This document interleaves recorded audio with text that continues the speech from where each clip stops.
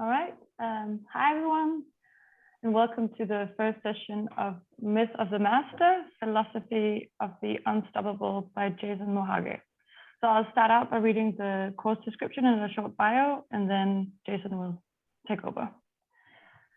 This seminar explores the figure of the master as a will to chaos, namely one combining elements of the unparalleled, the visionary, and the unstoppable.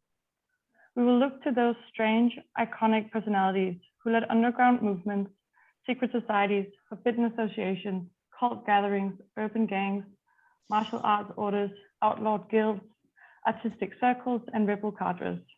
We will study the master's dark, enchanting shadow as a delicate orchestration of concealment, seduction, domination, obscurity, awe, and sacrifice.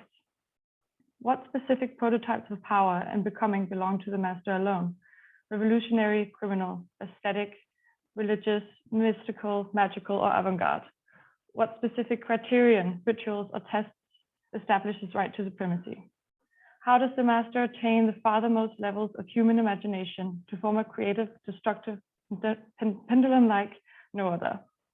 From Friedrich Nietzsche's Spoke Zarathustra to Antonin Artaud's 50 drawings to merger magic, from Joyce, Mansour screams to Helen Cixous' laugh of the Medusa, and several lesser-known works, a textual hall of mirrors will arise on all sides.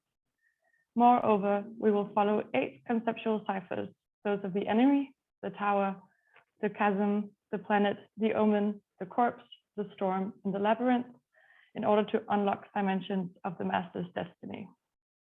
Jason Mohaghegh is Associate Professor of Comparative Literature at Babson College. His scholarly focus is upon tracking currents of experimental thought between the Middle East and the West, with particular attention to exploring the concepts of chaos, violence, illusion, silence, madness, futurism, disappearance, and apocalyptic aesthetics.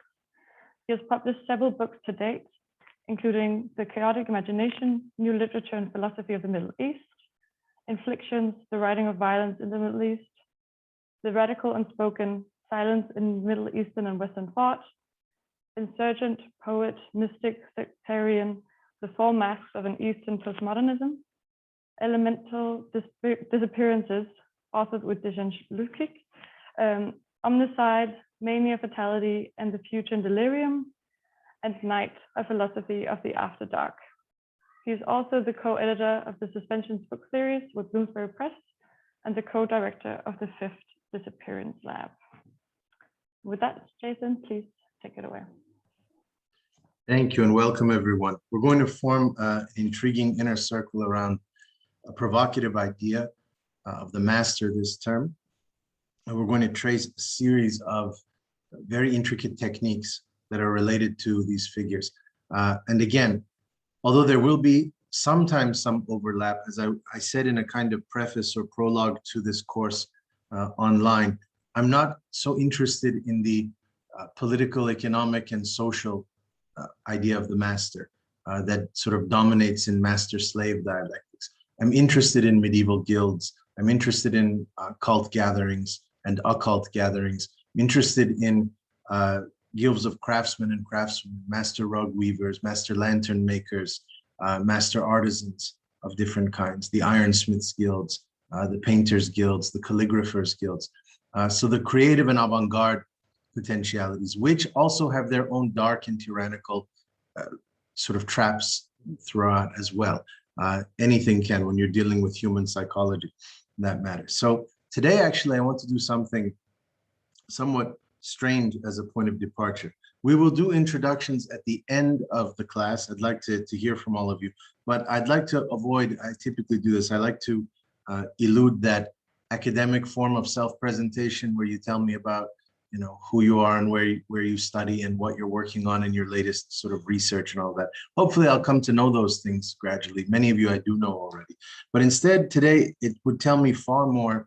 I always think it shows me far greater singularity and more of your sensitivity and your particular touch when you're asked to focus on an exteriority rather than narrate the movie version of your inner self. So what I would ask at the end is for everybody to select a single object and a single space, which would form the basis of a narrative of a certain master who would emerge there. So for instance, you don't have to worry about how that master emerges or what their physiology would be. That comes later. But for right now, just for fun, a combination, the hourglass and the library, a clock and the island. It can be a human-made space, an artificial space, sort of like a garden or a castle. It can be a natural space like the ocean or a cave. Single object and a single space. And just to show you how that already will trigger all kinds of imaginative prospects, you can start to storytell remarkable dimensions and kind of personify that, that atmosphere and that relationality to a certain thing, which will be the emblem that all masters need in order to actualize a movement of some kind. You can imagine the figure who would emerge sort of in conversation with the object in the space that you chose. So that's for 2 hours from now. Don't worry about it. For today, and we'll get into presentations and we'll get into sort of the syllabus and all of that. But for today, let's dive in sort of deeply just to start. I actually want to do something that's somewhat strange, which is I want to begin, because part of being in master's circles, and I've been in a fair share of my own over time, they're still very common in non-Western societies, mystical circles, crafts circles, things like that. You still have these master-disciple relationalities. They often begin with recitation. Reading is a very intimate and binding gesture, especially the recitation of principles of some kind. And I always see that these principles are not absolute. They're precisely temptations to deviate, to distort, to interpret, to expand their boundaries, because they're written in, and you know this from even theological writings, you know, they're written most of the time in very enigmatic ways, you know, sort of in parables, in fables, in miraculous visions, in partial glimpses of a prophetic experience, in visionary narrations. Very rarely do you get essayistic writing or axiomatic writing or bad philosophical argumentation and logic sort of in the realms where you're trying to produce the awe that is required to engender a master. So today we're going to recite, and the weird vertigo that I have to entertain is I'm going to be reciting to some extent myself, but of 8 years ago. So this is a piece that it's a somewhat obscure piece in my body of work. That was the final chapter of a book that Carolyn kindly mentioned called Insurgent Poet Mystic Sectarian. It was the final chapter on the figure of the sectarian, meaning the figure who creates a sect, right? And so that for me is a kind of a code word or another synonym for a master figure, the one who breeds a sect. So just to go into that as a point of departure, can everyone see these slides here? Is this visible? Excellent. And the audio is all right on your side as well? Yes? Okay, great. So if we start from here, you'll see that I actually want to go through this very complicated matrix of concepts. The master's relationship to separation, which has sub-conceptual chambers of abandonment, siege, and desperation. Micro-hostility, which is about tightness, anger, the relationship to intricacy, contempt, intimacy, and devouring festivals. Conquest, which has sub-conceptual territories of return, infiltration, mercy killing, and the unforgiving. Pronouncement, declaration, seriality, incantation, the promise, the listener. You have to kind of imagine this almost cinematically and performatively. I want you to think of a kind of shamanic circle where there is a will that is being transfused, circulated.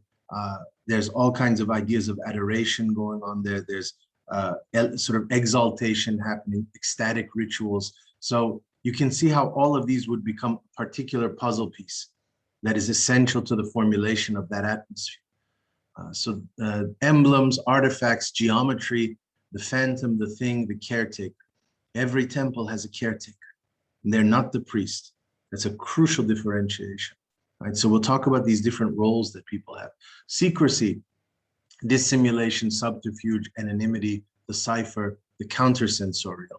It's an intriguing one. Deprivation, excessive nothingness, darkness, solitude, trickster gods. Visceral abstraction takes us into the ideas of esotericism, executions, inhalation, paroxysm, and the elemental.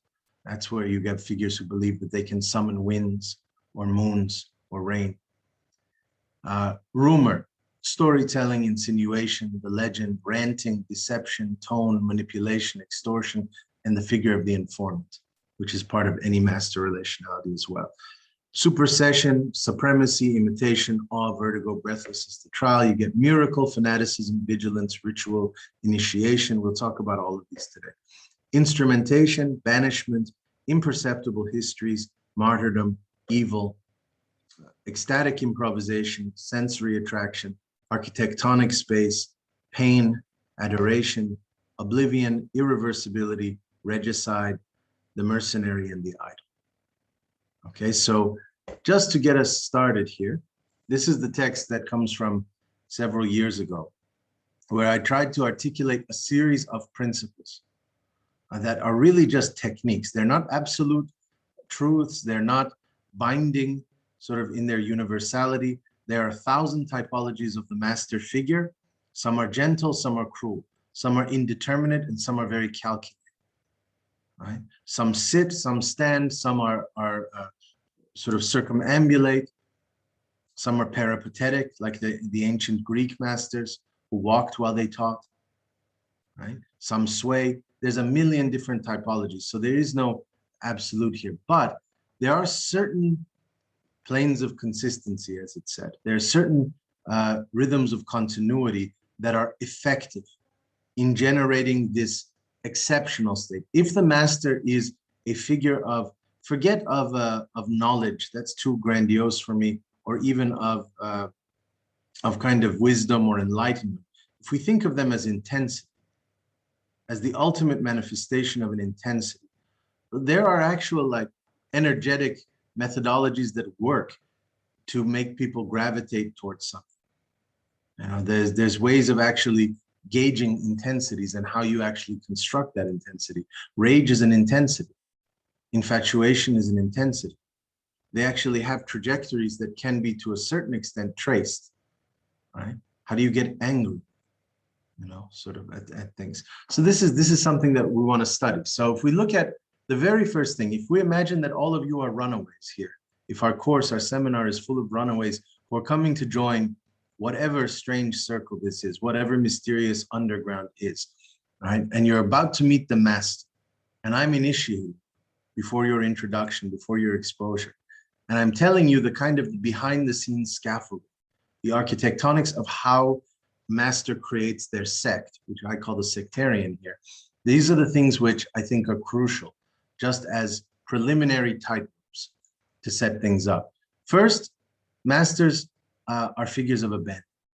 They have to create a clear separation from the world, from so-called reality, the real, the everyday, right? That most of the time will take the form of misanthropy, a certain hatred, a certain distaste for everyday reality. If you even watch The Matrix, you'll see that Morpheus initiates Neo into his liberation by telling him that everyone is asleep. That actually is an imitation of the figure Gurdjieff, the mystic Gurdjieff, who used to tell people that they were asleep. They were in a state of sleeping unconsciousness that need to be awakened. So there is a certain disdain and disgust that the master holds towards everyday reality as a state of enslavement, as a state of oppression, as a state of fraudulence of some kind and corruption. So that's the first thing, is that you have to create that threshold of separation. Quite literally in cult formations and guild formations, that is a physical separation through the creation of a zone, the carving out of a building, a headquarters, right, of some kind, an outworld where you gather. Right, so if you study, for instance, the Om cult in Japan, you'll notice that their guru would gather them in an abandoned amusement park by the next, adjacent to a place called Suicide Forest on the outskirts of Tokyo City.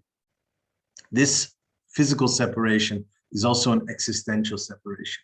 It allows you to desert your reality and your former identity once and for all, right? Second, the sectarian invites, or the master invites, persecution. This is a crucial idea of always being under siege. There is nothing more intensifying and more energizing and mesmerizing than the idea that the world is out to get you. This is actually far more inspiring than the new age counterpart that the world is on your side and hoping you manifest the destiny. It makes you 1,000 times more activated to dream the possibility that the whole universe runs in opposition to you, that the stars are aligned against you, that the gods are willing cruel destinies against you, and that human beings all despise you or seek to threaten you in some way.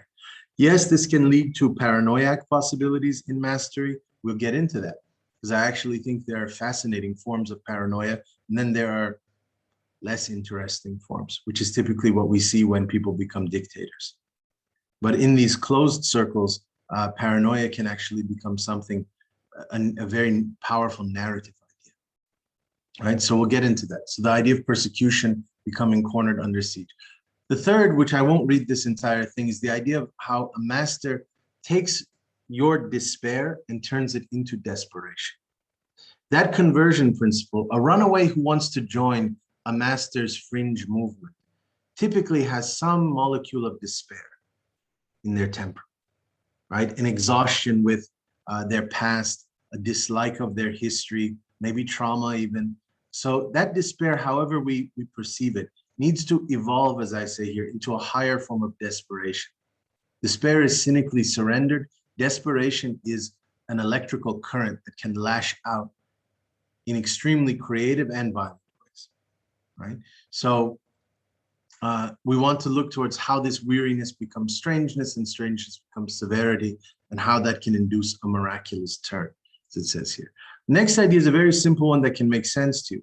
If we all, the 20 of us here, decided to form our own inner circle sort of around some idea of mastery, that we are masters of a certain martial art, right? Or of a certain outlawed form of poetry, for instance, and we are the masters of that potential or that mode of expression, we would notice that we would form a ring that becomes tighter and tighter around us as time unfolds.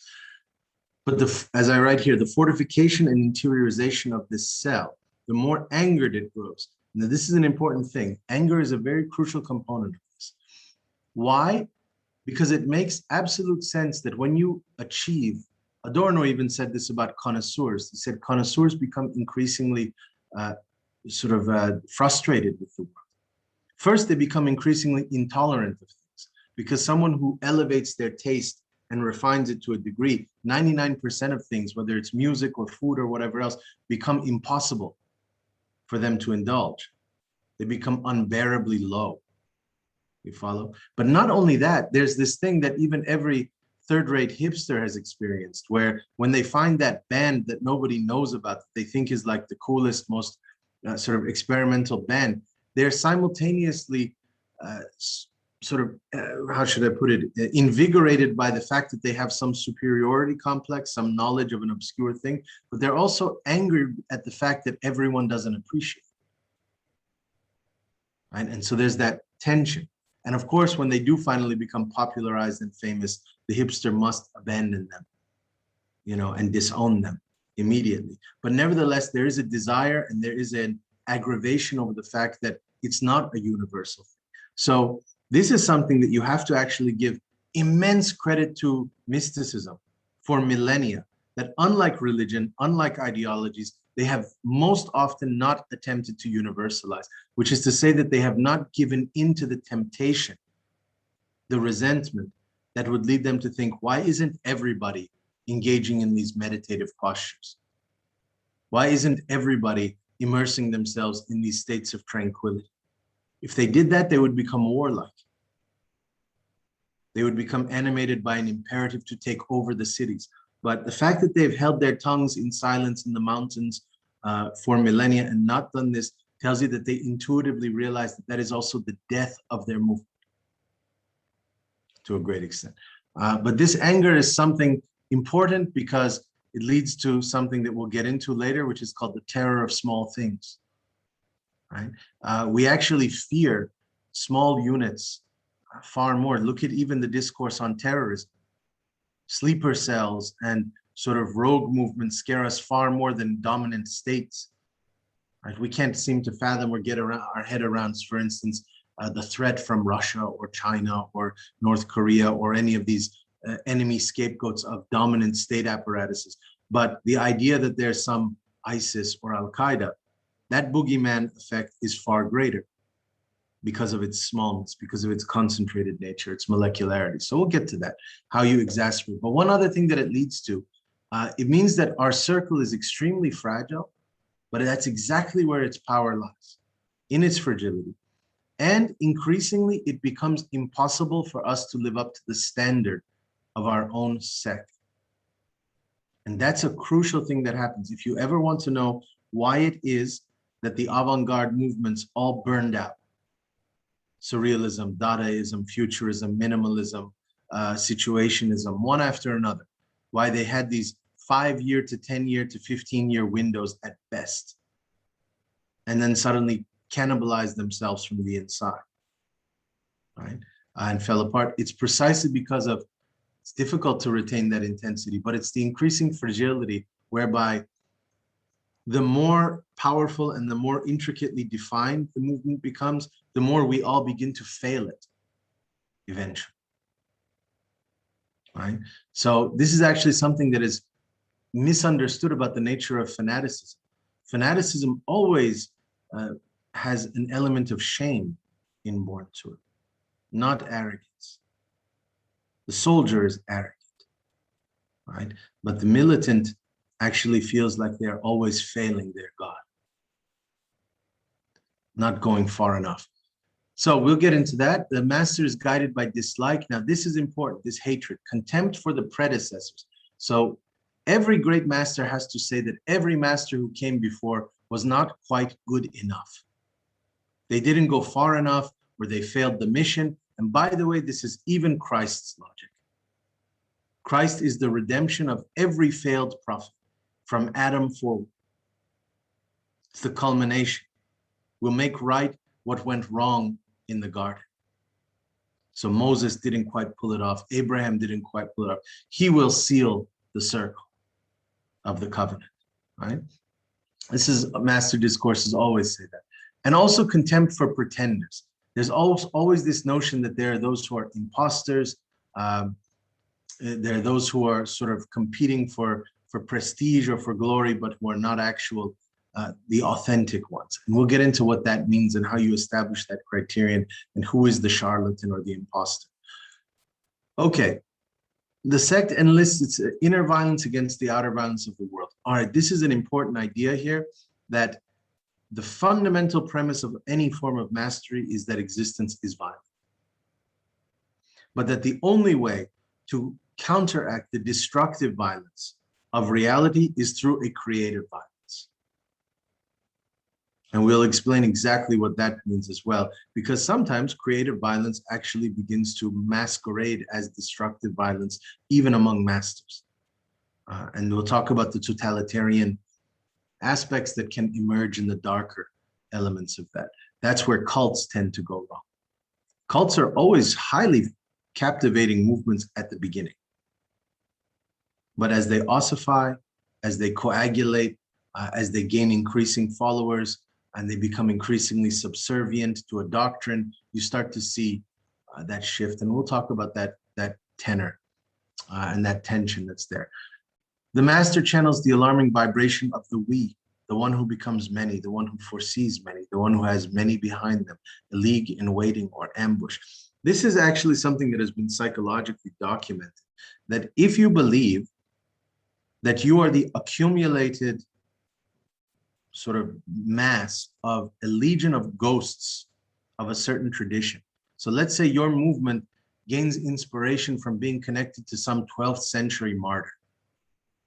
And that means everyone who has ever been crucified or mutilated in the name of that martyr, between that inceptive moment and your movement, is a kind of spirit army behind you.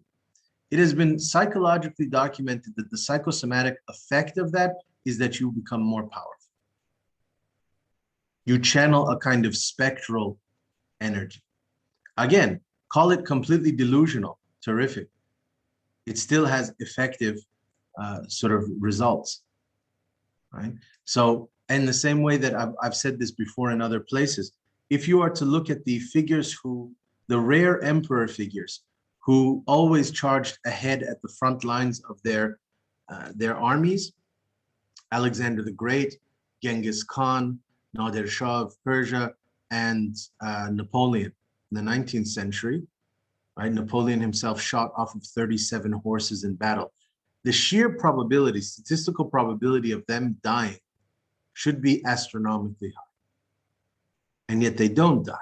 Why? They have a delusion of invincibility that comes from some phantom projection of themselves as the world conqueror. I can't die. I have unfinished business. It was said that when Alexander died at the very young age of early 30s or so, I think, Alexander the Great was covered with wounds, hundreds of wounds across his body. It should have been impossible for him to even exist that long. But he hadn't reached the outer boundary of his thing. The same thing goes with when you look at figures like Che Guevara and how so many of his comrades, men and women, were shot and he wasn't. And you would say, come on, the projectile range of a bullet, how is that something that's so indeterminate or that's so out of his control and involuntary? How is that something that he could dodge bullets? Well, you figure out the statistical probability of why Che survived all those encounters, but his men and women didn't. And it has something to do with these historical ghosts and the idea of the master that gives them a slighter edge of immunity or of imperviousness. Not that masters can't be killed, right? But the fact that they don't think they can be killed often, or the opposite, they think that they're always on the verge of being killed. According to the CIA documentation, they tried to assassinate Fidel Castro, I think, 470 times. This is declassified information at this point. That's a hell of a trick to pull off, to survive 470, from exploding cigars to poisoned scuba diving outfits. So we'll get into why it's the case that you have a certain built-in defense mechanism, and it comes from this consciousness. Okay, the masters in the sect often dines together, staging the banquet, whether of books or food, the secluded festival of this devouring apparatus. We'll get into that later. You'll see that that's a major part, these celebrations, these bonfires. Even fascism knows how to partake of this primordial delirium in its marches. It's just that it becomes mechanized sadistically in the most grotesque ways. But they understand that element of all tribal gatherings that are nights of exception. You know, you've got the everydayness of the tribe, and then you have the rituals of the tribe, which are supposed to be sort of states of exception and exemption. Conquest desire. This is an interesting moment. At what point does our inner circle, all of you, at what point does one of you, does Fenki or does Kenneth come up to me and say, Master, I think we should go meet others. I think we should go proselytize. We should convert, right? There's a practical reason to opening the closed circle, if even temporarily, recruitment purposes, right? Sometimes you need more practitioners. Sometimes you need to rejuvenate funds, resources. There's all sorts of reasons to do this. But here's an interesting other reason. It's a kind of hidden reason of why to do this. When you send one of the disciples, right?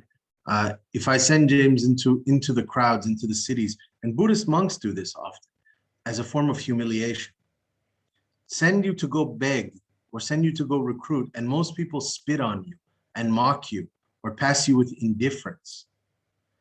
It just galvanizes further and concentrates further your contempt for the world. Meaning you gave them a shot, you gave them a chance, you tried to enlighten them, you went with good intentions. They were deaf to your appeals. They seemed to love their chains, in which case all that is left as an option is mercy killing. This will make you merciless when you encounter them later. Your vision of humanity is that they are a lost cause, and that the best thing you can do is put them out of their misery. Hey, you tried to talk to them on that street corner. You tried to sell them the sacred verses. You tried to show them the other side of things, and they refused it, or they insulted it. They're a danger to themselves and a waste of existence. This is the more extreme version of mastery, of when it opens the circle, right? The sectarian will relinquish nothing, just as a god gives nothing away, no corner or split second. I'll explain what that means later, because it's a very interesting idea. When you study the histories of masters, how absolutely unbending they are in certain respects of forfeiting any ground, whether in their thought or in their actual physical spatiality. And I'll explain how that works, particularly with mystical circles. Like what happens when a Sufi mystical circle gets rounded up by a theological government, a theocratic government, like in Iran, and their houses of gathering get busted? Well, rather than do what revolutionaries do, which is to become sort of traumatically resentful and go and talk about their victimization at the hands of regimes, the masters there always claim there never were houses of gathering. When they're asked about it in the news, they say, you're mistaken, we never had a house of gathering. But the government came in and raided it and arrested you, and you're mistaken, this never happened. What houses of gathering? That obliviation of the reality principle of those things, not only does it deny satisfaction from the ruling powers, it sort of doesn't even authorize them to be able to wound them, but it's a way of not relinquishing anything. There's never a discourse of loss in mastery. Okay, and that may sometimes mean having to annihilate things that have been taken from you, including the disowning of people. So that's where the cool idea of apostasy comes from. What happens when James one night decides to desert our guild and leave us? He never existed in the first place. That's a way of non-relinquishment, right? That's the idea of he's dead to us, right? The sectarian will grant forgiveness of the offender only in death and then not even. This is a really cool idea. I have seen master craftsmen take their vendettas and their vengeance not to the grave, beyond the grave, right? It's a fascinating idea of fighting even into eternity. Okay, pronouncement, declarations of war and death, we'll get into that. Manifesto writing, masters appreciate the delight of seriality, the domino effect, smiling in the wake of gravity's pull as pieces fall one after another in consecutive agonies. This is the idea of the puppet master, right? But it's actually far less rigid than one would like to think. What I mean by that is, of course, they delight when a plan or a strategy manifests correctly. But that doesn't mean that they aren't aware of luck and chance as part of the configuration as well, which we will talk about. There's a great work, I've mentioned this before perhaps, there's a great work by an East European woman, Ruxandra Cesarianu, who wrote about fugitives who escaped from prison. And she says, the fugitive who is planning a prison break, who does not take into account the striking probability that they will fail, that no matter how well they've planned it, nevertheless, they're probably doomed to being caught, right? Because there's a lot of factors. What's the weather like that night? Which guard is on patrol that they don't necessarily know? Sort of all sorts of little small things and circumstantial elements that can come into play. Person who arrogantly thinks that they have a causal effect, pure causal effect, will lose, because you won't be resilient, you won't be versatile, you won't be adaptable when things go wrong. So when I talk about the master appreciating the delight of seriality, seriality also includes these detours and these contortions in the line. What one should say is, what they really like is how quickly they can manifest a countercurrent when things go wrong, right? How quickly they can improvise. And that's even in games of strategy like chess masters. You notice that actually the only real pleasure in a true chess master is when someone pulls off a move that they didn't anticipate. There's this quick smile of, now that's interesting, right? Even if it's extreme pressure as well. The master employs a kind of ingemination, that's reiterations of word, ideas that become persuasive, how you imprint certain languages onto people, certain messages. And this is crucial because communication in the everyday world, go read Bataille talking about incommunicability. He'll tell you, the guy on the train hates me, and he doesn't even know why, and I don't even know why. There's just this estrangement. Existentialism with Camus and other figures also tried to get into that, just the sheer incomprehensibility. Beckett is constantly doing that in his dialogues, in his plays that are not dialogues. They're misfired arrows, right? So someone monologues in Godot and the other guy monologues, and they just veer off in other directions. They're not really corresponding to one another in any linear fashion. So this is actually something where if philosophy for millennia has been plagued by why the logos or why the word doesn't translate directly, why there are always these chasms and lapses, and it even becomes the fetish object of deconstruction and of psychoanalysis. Like, why don't we hear what's being said? Why is there all this noise in the transmission? I'm telling you that masters know how to overcome that problem. When you watch a video of Charles Manson, and he tells you a serial killer, infamous serial killer, sort of leader of a cult in the 20th century, which we might watch a video, by the way, this term, because it could be instrumental to us understanding something. To his grave, he always said, I didn't tell them to go kill those people, man. He didn't have to. He knew that his message would be interpreted to perfection. How is that the case? That in the everyday world, even the most straightforward articulations always become confused, like the telephone game of children.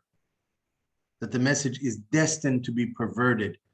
Things are omitted, things are repressed, things are embellished, things are misremembered. Not in the realm of the master. Everyone knows exactly what the master means. And the weirdest part is their speech acts are completely enigmatic. We'll get into that. We'll get into to how that works exactly. The promise between the master and the listening one that binds you in a certain way. The artificial sacred, this is really crucial. If we're forming our own movement, our own sect, we would have to have emblems, our own tattoos, our own braided hair, our other markings that show kind of a uniformity among us, right? Our iconography, symbols, narratives, sacrosanct objects, and all that. How do we contend with the fact that we know we just invented them? Now, this is interesting, because if Kenneth joins our movement a little late, let's say Frankie goes out and he recruits Kenneth in the streets. So Kenneth wasn't there for the inception, but Frankie was. He was there at the beginning when he saw the master decide that this glass is actually a sacred glass. It's what we call the glass of the fourth eternity. Because if you stare into it enough and you watch its circular patterns, you can divinate what will happen every 4 years. Now, Frankie was there the night that I concocted this bizarre, absurd logic. He saw its artificial inception. How is it that he can be just as adamant a believer as Kenneth, who's introduced to it already once it's been accepted and engraved in stone? There's something really powerful about the fact that just because you witness the creation of something, the construction of something, doesn't necessarily disauthenticate it for you. And this, if you want to get into it, I just had a talk recently, a conversation last night actually with Reza Negarestani about idols. And I'm very much team idol, he's not, but it was very, very cool to talk about this. But I said, what I like about idols rather than gods is that you know that the blacksmith down the road forged that idol on a Tuesday night out of certain metals and minerals and blades that are very material. This idol does not come from some otherworldly origin. They're not immemorial, and they're not eternal necessarily going forward. They can be broken, stolen, thieved, abandoned.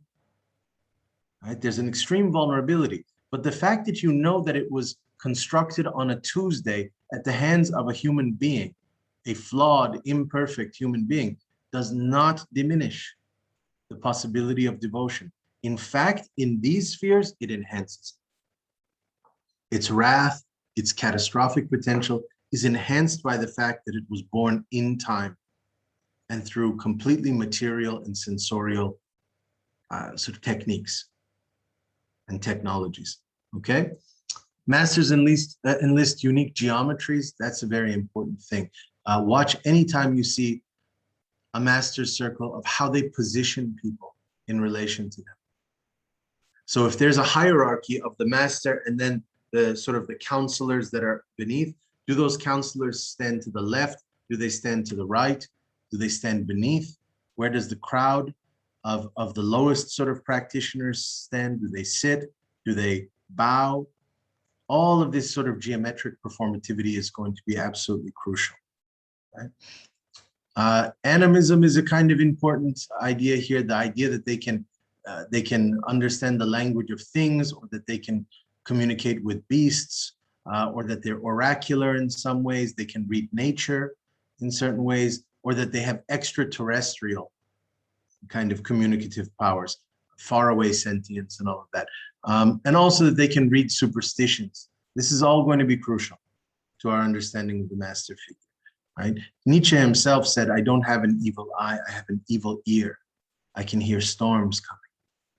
And if you read how much of the Nietzschean project is predictive, the philosophers of the future, he says in Beyond Good and Evil, the overhuman, he says in Zarathustra, Ecce homo, I am the most dangerous person who has ever walked the earth, because I have shattered history in half, the history that comes before me and the history that lives after me. So already he's in the aftermath. That projective ability, which is not speculative, that's what I would separate it from movements that have been called speculative in really crucial ways. Because one, they far precede the speculative.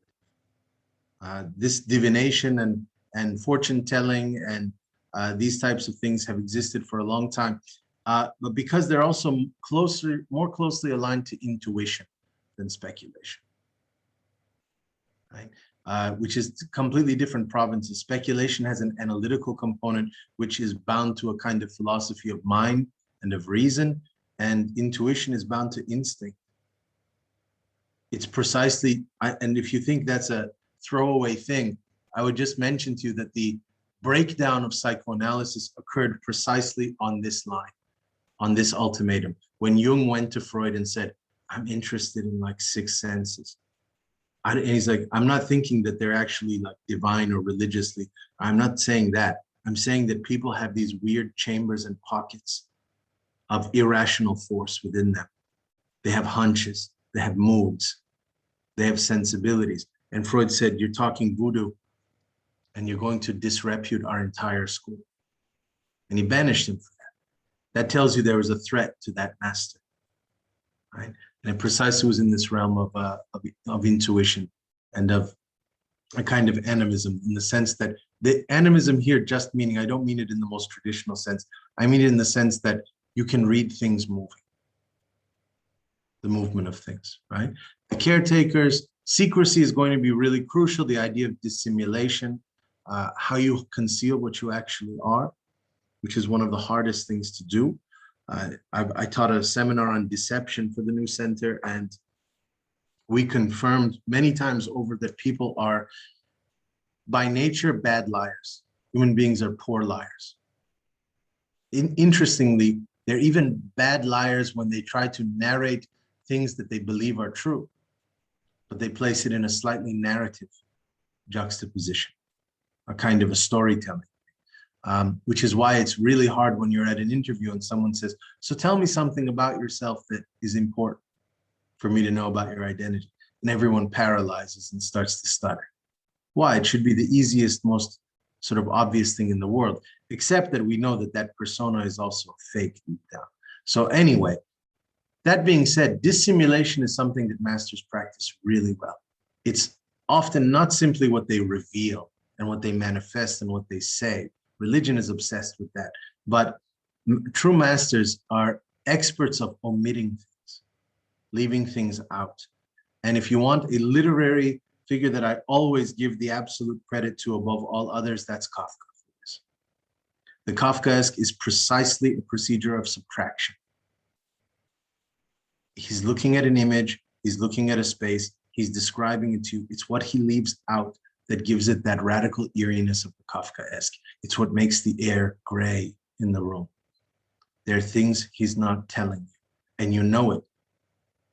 And then it becomes a kind of question or a chasm of thought of, why is he not telling me everything? He's not lying to me. He's just keeping things. He's withholding. And why is he withholding? Is it punishment? Is it an entrapment? Is it seduction? It's all of them, strategically. And it produces varying affects of curiosity, of bewilderment. So that's why it's essential. Okay? And anonymity is crucial too. Masters often give up their real names, whether that's in martial arts orders or that's a poetic pen name, right? That's a crucial gesture. And often, one of the first ways that cults initiate you is by giving you a nickname. One, it has the practical effect of making you abandon your former name and all of the psychological ties to it. But it's also a gesture of intimacy. People like getting nicknames or titles, right? It feels like there's care associated there. There's an individuation process. It's not that generic name that you and 72 other people on the street have, right? It's also the difference between indigenous naming processes. So tribes, for instance, that give you a highly particularized name, like running with bears, because it's actually tied to an experiential gesture of, at age 8, you ran with a bear. And they're like, wow, that's bizarre and kind of exceptional. So they give you that for life, and it becomes an imprint. People like that gift, right? That's also how Neo becomes Neo in the Matrix too. And all of them have code names. So, and also there's a practical reason of, if you're engaged in criminal activities or outlawed activities or sinister activities, better not to have a name. The last figure who we're going to read in this class, for me, probably the greatest poet walking the earth today, is a Syrian poet named Adonis, but his real name is Ali Ahmad Said. But he was called Adonis in the rebel undergrounds in the 1960s when he first joined Syrian underground movements. The leader of his cadre or his cell called him Adonis because he was, I guess, good looking or something like that. And he kept it for life. He liked it better than Ali Ahmad Said. So anyway, we'll get to that. Asceticism is going to be a crucial thing, because when we think of mystics and we think of even craftspeople, we think of their hardship, we think of their vows of starvation or of silence or of all these sorts of things. There's another way of reading it, which is that monks who are taking these year-long vows of silence or of fasting, they're not wallowing within absence. It's not even necessarily the guilt complexes that we interpret through them. They are overindulging their nothingness. And it's because, and so I wrote there, they're feasting on the void. There's a luxuriation that is taking place here. In the same way that Julia Kristeva quite brilliantly at one point, one of the things in psychoanalysis that I think was such a stunning accomplishment is when she realized the reason why it's so hard to break people out of depressions is because there's extreme pleasure in sadness. Like, we always think of it as an absence, like, oh, my mother is crying over there in the corner uncontrollably. There's a defect, there's a void. It's not. There's a melancholia has a richness. She calls it a voluptuousness. It's an ocean of sensitivity, even if it's a seemingly negative one, whatever that means. It's not. It's overflowing with affect.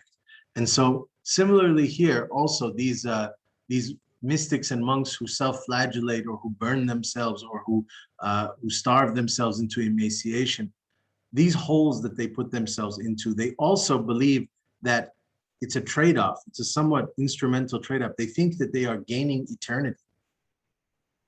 They think they're getting the windfall of becoming gods as a result of this. That's Sufi mysticism. You know, deprivation leads to godliness. It's easy to give up food and music and whatever else for a few years to become a god, to taste infinity. That's their drunkenness, as they call it, right? So we can get into that. Oh, the idea that masters always believe that fates, whether it's fate or whatever sort of governing forces of the universe, that there's a divine meaninglessness. There's tricks or riddles You can be fooled by them. This is a crucial idea that we'll get into as well, that they're always waiting for that. And actually, it gives a certain resiliency to them, which is why I've said this before, pardon to any who've heard me mention it. When I was teaching in New York City decades ago, there was a billboard that had been actually rented out by a cult, a doomsday cult of some kind. And it said, May 24th, the world will end something or other, some ominous message. And this was awesome. I used to pass it every day on my way to teaching my class. And it was awesome because that's my birthday, May 24th. So I thought, this is great. I have a front row seat to the end of the world show on my birthday. And I started doing the countdown. I knew nothing about the context of this doomsday cult, what they believed in, whether that was an alien invasion or whether it was a meteoric shower, or God's reckoning, or if they were some Christian cult, it was the return of the Messiah. Who knew? I didn't even care. I didn't want to know. I just wanted to sort of follow the timeline. But then the question, as I got closer to the actual date of May 24th, the question started to creep into my mind of what happens when the May 24th comes and goes and the aliens don't land, or the Messiah doesn't return, and they're left standing there in the yard looking at the stars in complete futility. Will the cult disband? Will it fracture? And the answer is never. In fact, it doubles down.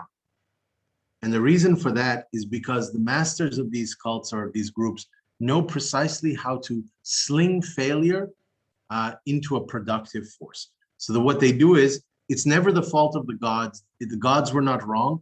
It's that either you were not ready, so you failed because they decided against redeeming you or arriving because you had not gone far enough, which means that you're going to work even more fanatically the next day, or that you misinterpreted the arrival, the threshold.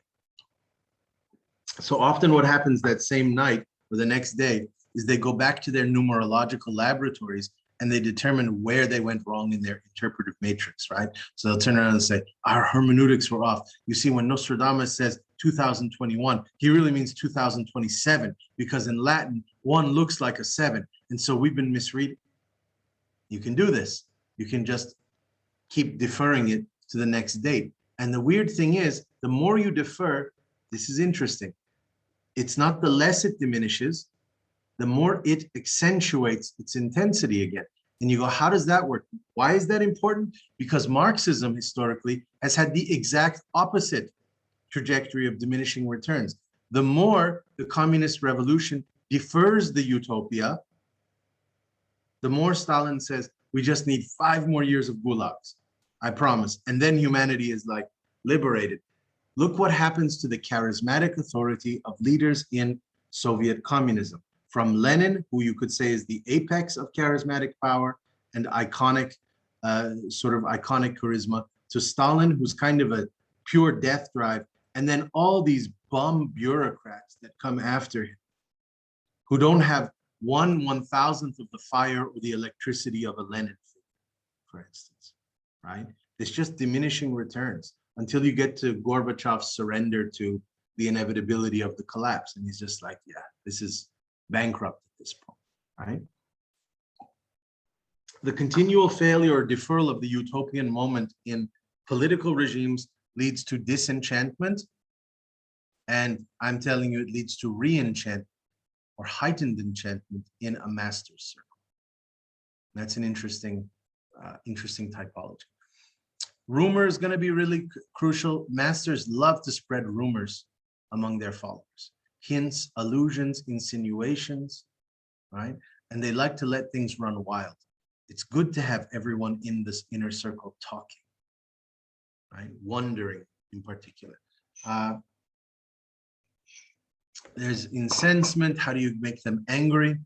That's a very particular form of manipulation. If the reason why you often enter a master-disciple relationship is because the world has failed you often. The world has not allowed you to attain a certain potential, has not recognized your gift, or has traumatically violated, which is the reality of vast majority of people walking the earth who have experienced poverty or abuse or atrocity or oppression or whatever. And so in this figure, you find the potentiality for an escape or the potentiality for an alternative. How do they seize upon this dormant anger?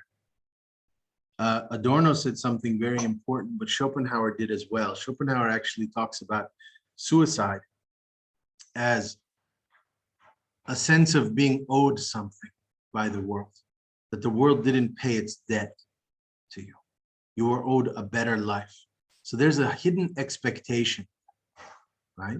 Now, Nietzsche will disown this as resentment, and he'll tell you, look, the world owes you nothing at the end of the day, right? Expect nothing from it. You're in the game, you're in this blind wheel, you're in the will to power. It takes what it wants, it does what it wants. It's not anthropomorphic, it doesn't think, it's a storm, it's a wave. Read the last passage of Will to Power, and that's Nietzsche's vision of the universe, or vision of the world, or of existence. Waves just breaking like tidal forces upon you. You can't reason with that. You can't create a taxonomy for that. You can't ask it for things or pray to it or beg for your life or individuate yourself and say, please, ocean, don't drown me. I have a wife and kids.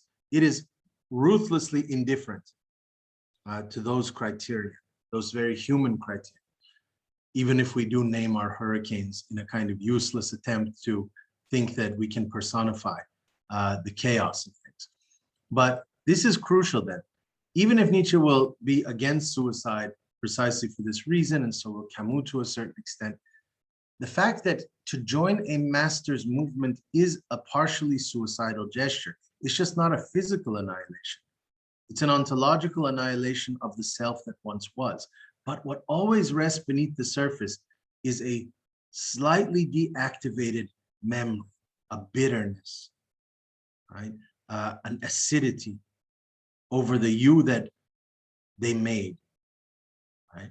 That was duped, that was conditioned, that was bound up. You always remember that that person existed, and even as they become increasingly foreign or strange to you, right?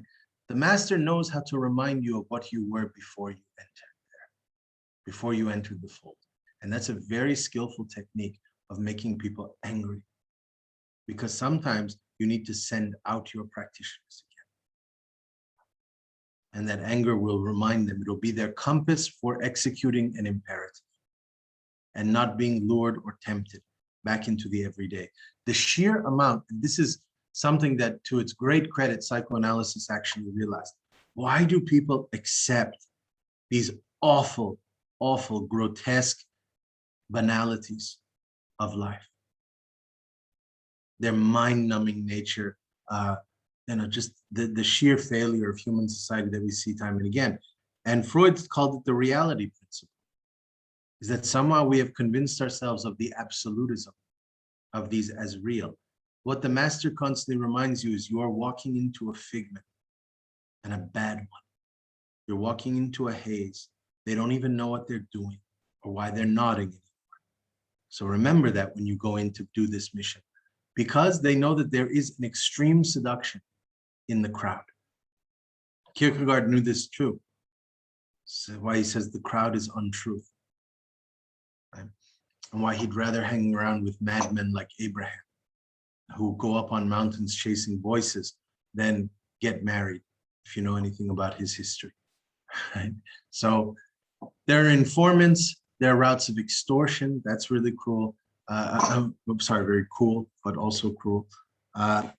Mastery itself, we'll get into again, ideas of discipleship, awe. There's different stages of awe. By the way, I like to always note this etymologically.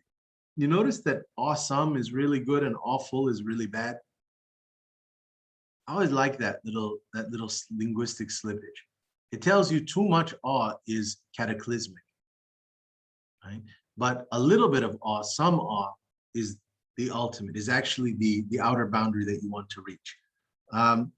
Let's just say this: great masters know how to tiptoe along the delicate sort of balancing line between the awesome and the awful.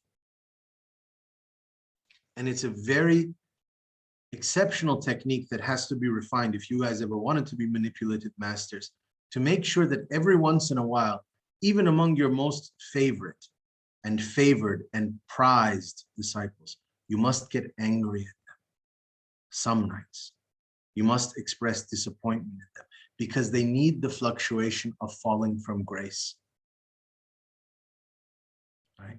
Trust me, it solidifies devotion in very powerful ways. Not just devotion to the master, devotion to the action that the master represents. Again, think of a guild. It's hard things to sit and bend your fingers at a loom and arch your back for 18 hours a day, spinning patterns. Eventually you get tired. Eventually you get bored. How does the master immunize you against your disillusionment, your sense of repetition, the tyrannical nature of being instructed exactly how to weave? Because every master knows eventually you're going to want to go out on your own, especially if you're a really good disciple. And we're going to talk about that when you negotiate the break, right? When you either overthrow a master or you defect. And great mystics in, again, the Sufi tradition, but also the Buddhist tradition can tell you about that process of when you leave masters behind, because you've either exhausted them or because they themselves, this is an important one, when masters themselves have lost their way, have either become too self-adoring or too conceited, or again, too domineering to allow any kind of improvisation or creativity. We'll talk about that. Let's see. So we said, how do you gradually surpass the leaders through trials of ascension? And that's, by the way, the most powerful thing that a master can tell you is one night when they're walking with you in the courtyard and all the others are asleep. And they say, you will one day be even better than me. You will surpass me. It's your destiny to go beyond where I'm at, 5 steps further. Right? Again, that's Morpheus's promise to Neo. That's John the Baptist's promise to Christ. Right? So just think about that procedure of when you are actually given the right to supersession. That's Plato's relationship to Socrates. It's hidden, it's buried in a false adulation of the dialogues where it seems like Plato is just deferring constantly to reinscribing these dialogues to perfection. But you know there's a practical problem there. No one can memorize verbatim, right? That level of complex logical argumentation or illogical argumentation half the time that Socrates is manifesting, especially since most of them are drunk at these symposia when they're taking place, Plato included, presumably. So you know he's inventing, you know he's fabricating, you know he's embellishing.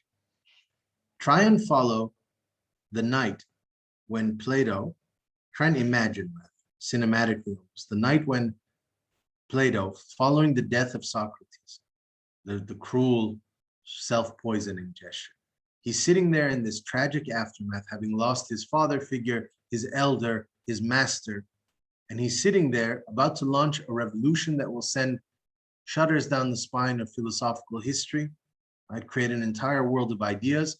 Socrates didn't write anything down, right? So he's got to inscribe it. And he gets to, so what does he do? He tries to his most accurate intention to replicate exactly what he remembers Socrates saying. But there's gaps, there's holes.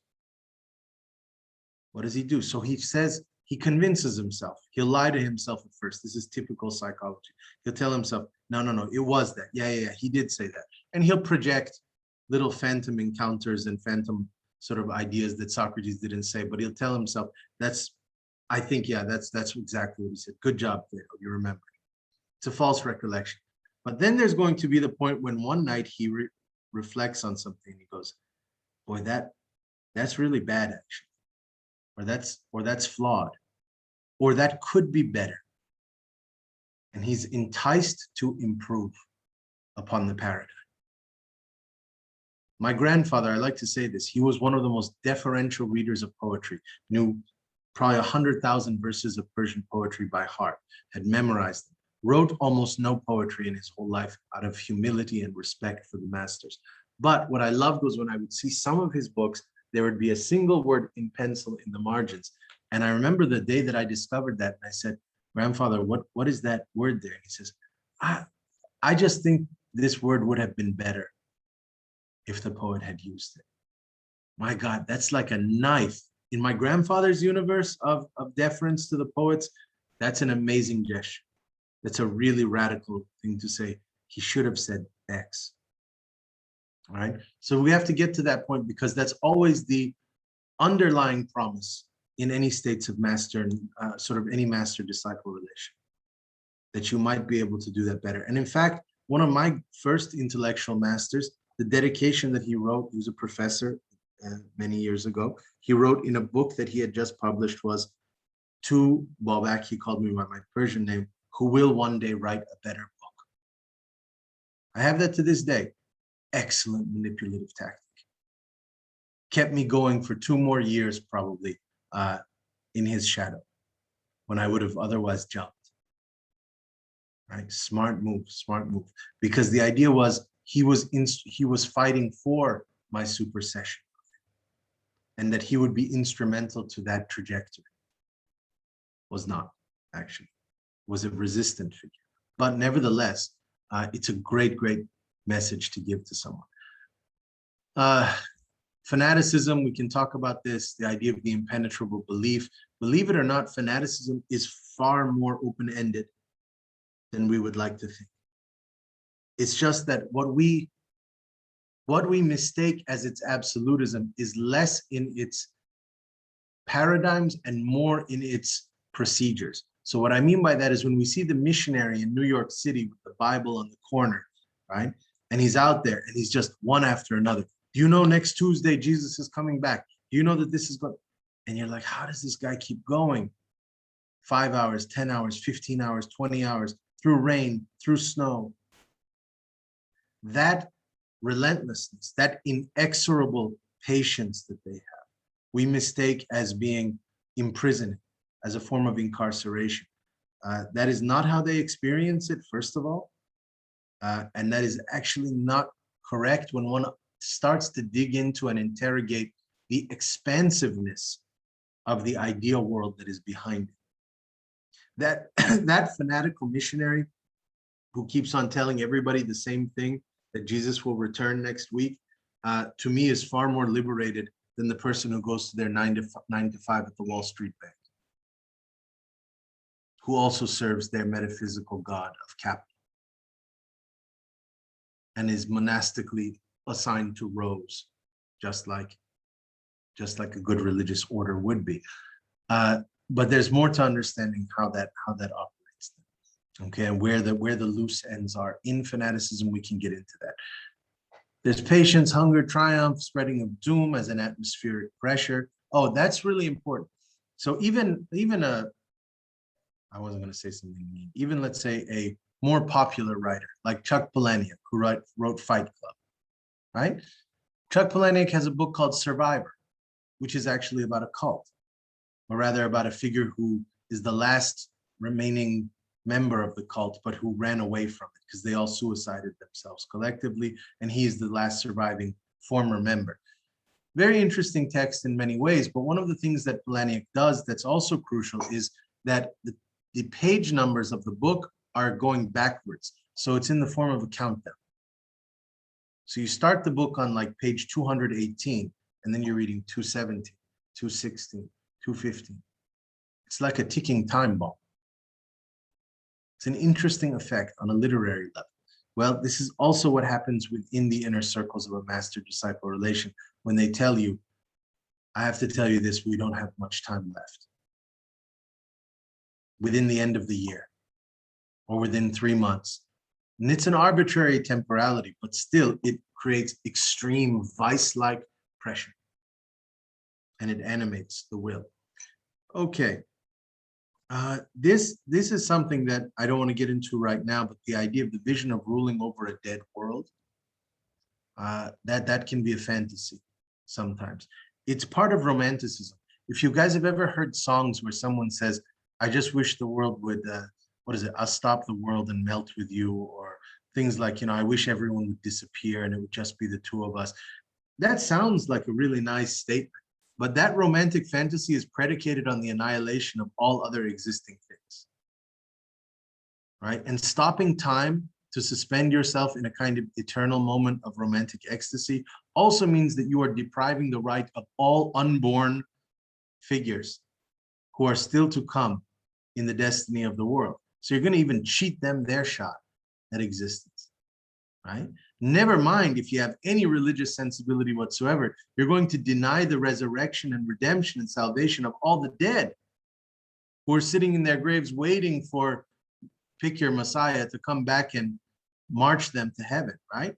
This is a grotesque fantasy, or the requirements, the stipulations that are beneath the surface of it are evil to the absolute core. And so this becomes an interesting temptation of the master as well. The idea that if it were only us, if only our, sort of circle of 12 fire worshippers, if we could be the last ones, the only ones to rule over a dead world. I know there's something interesting to that. We'll talk about that. Vigilance, the idea that you always have lookouts, people who are watching.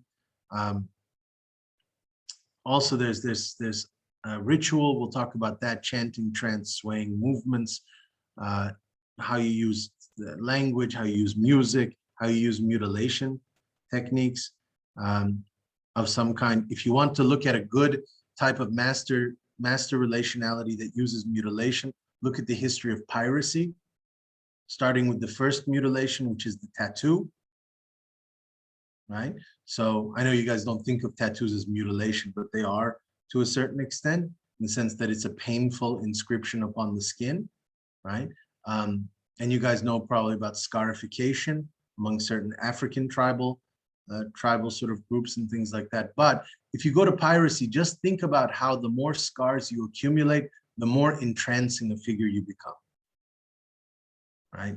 Captain Ahab in Moby Dick being kind of the apotheosis of that, right? The lost eye, the lost hand, the peg leg, the hook, the eye patch, all of these just magnify presence in a certain way. That's a really cool thing. There are very few groups that can actually manifest deformity or defect as power. But that's one of them there. So sectarian depends on technique, the hardness of dark, right? We'll talk about technique. We'll talk about initiation rites. This is really important because it requires intermediaries. Also, it requires the promise of levels oftentimes. We'll talk about this as well, that obviously masters are part of a hierarchical structure. This is built into the notion of it. Although I'll give you several exceptions where you will see masters who are more horizontal in their approach. There are horizontal masters. There are masters that Deleuze and Guattari would have loved, and they do, by the way, all these people they quote constantly, don't think that just because they're in this sort of horizontal structure. Deleuze absolutely considers Nietzsche a master of his, and Kafka a master of his, and even Artaud a master of his, and Beckett a master of his. Absolutely.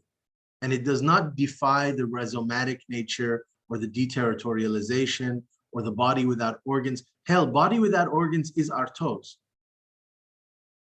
I think Thousand Plateaus is Michaud's line, if I'm not mistaken, right? These are masters hanging in the wings of Deleuze. His recitation of their lines and his attributions of them, but notice he doesn't, when he cites them and when he doesn't. There's no note, I think, at the beginning of Thousand Plateaus that says this is a stolen line from André Michaud, right? Nor does he treat them in their totality. So he doesn't do a close literary criticism of Michaud. Instead, he takes a line, extracts it, hangs it like an enigmatic hieroglyph on a pyramid wall, and lets you just stare at that and say, wow, that's such a cool title. So that for decades, 99% of the people who read the book don't even know where it came from. They just love the line. That's a magical gesture. That's a horizontal treatment of the master by Deleuze and other figures. We can talk about that, but there's also a history of masters who disown their own followers or who evade their own followers. And that's a crucial one too. So there are going to be Sufi mystics like Hallaj, who very famously would create a gathering in every city and then would go to sleep in the desert with them, and they'd wake up and he was gone. the master who flees you, who leaves the encampment, right? This is part of also something that we can get into. But when we're talking about hierarchy and initiation, if Enda is joining our movement, one of the promises, and Scientology does this, and karate dojos do this and all that, is that I have to promise that there's some escalation sort of matrix for him, that he's got to get better, that he's on level 7 right now, but with enough concentration and practice and money and whatever else he's asked to give, he can get to level 12, right, by the end of the year. And everyone wants to know what the hell is in level 12. And the amazing thing about human psychology is that when you reach level 12, you will be absolutely convinced that you are superior to what you were on level 7. Right? It's about the construction of the self-image. Right? And of course, everyone loves the idea of saying you're better than you are, or that you have the capacity to become more than what you are. And again, Morpheus does this to Neo in the Matrix. That's exactly what he promises him with the blue pill, red pill. Go back to your everyday ignorance, your enslavement in the Matrix, or you can become more than this. I see a gift, a talent. It can be unlocked. It can be refined. It can be cultivated. And by the way, it is true. I have seen societies across the globe stupefy people into the most mundane, inarticulate, unthinking, automatic beings that we could conceive of. And I have seen masters be able to infuse and inspire people to speak with greater eloquence than they ever have before. And if you go, well, how much of that is just repetition or imitation of the master? So what? How do you think painters start? All master painters, for the most part, imitate. Go back to even your radical avant-gardists, Picasso and Dali. See what they were doing in their 20s. Before they created that explosion of melting clocks and of cubist bodies and all of that. They're damn landscapes. They were doing Rembrandt, right? There's nothing wrong with that you borrow vicariously for a while, parasitically for a while, vampirically, you borrow from sort of the will of the master until you start to develop your own choreography, your own style. And it should be done in minimalist things. What I despise about the false humanist promise of art in modern society is everybody's just special and individuated, and you can kind of do your own creative thing, and everybody's got a project these days. I can't go on Facebook anymore without seeing 4,000 projects hit me. Everybody's got a title of a new project there. I'm doing this performance art piece at this gallery. I'm in this exhibit at this. I've created this new collective with this name. True mastery develops increment, and not with the sort of total manifestation of a full project, but rather, as any great master chef will tell you, their disciples will come one day and say, I've added a single ingredient to this paradigm of yours that otherwise has 18 other ingredients. What do you think? And it's the greatest blessing on earth when the master chef tastes it and says, that's excellent, that works. That has made it superior. Are they now going to go and exhibit this in the gallery as a total? No, it's a component. It's a sliver. It's a particularized improvement, right? This is how gradually one gets to the point then when they can sort of do a totality. If any of you know how Beckett trained, who his master was. Beckett, a lot of people don't know, Samuel Beckett's first job was as a scribe to James Joyce. And he sat in a room and he wrote down whatever the hell James Joyce told him to. This is Bartleby sort of too in Melville, right? Who just sits and copies the words of others. And it was so imposing, but also so enlivening. Beckett could not have become Beckett without those years in Joyce's service. But it was also so damaging in a way, in its immensity, that he couldn't write in English. This is why Beckett chose French, because he said that language, which was his own mother tongue as an Irish writer, belongs to my master. It's the same gesture of when I believe Peter, Christ's disciple, his apostle, one of his apostles, is going to be crucified and begs and requests that he be crucified upside down, because he should not be crucified in the exact same way as his master. Right? This is an interesting thing, but it also creates then again this refraction, creates this breaking pattern, like crystals that break and break and break from one another.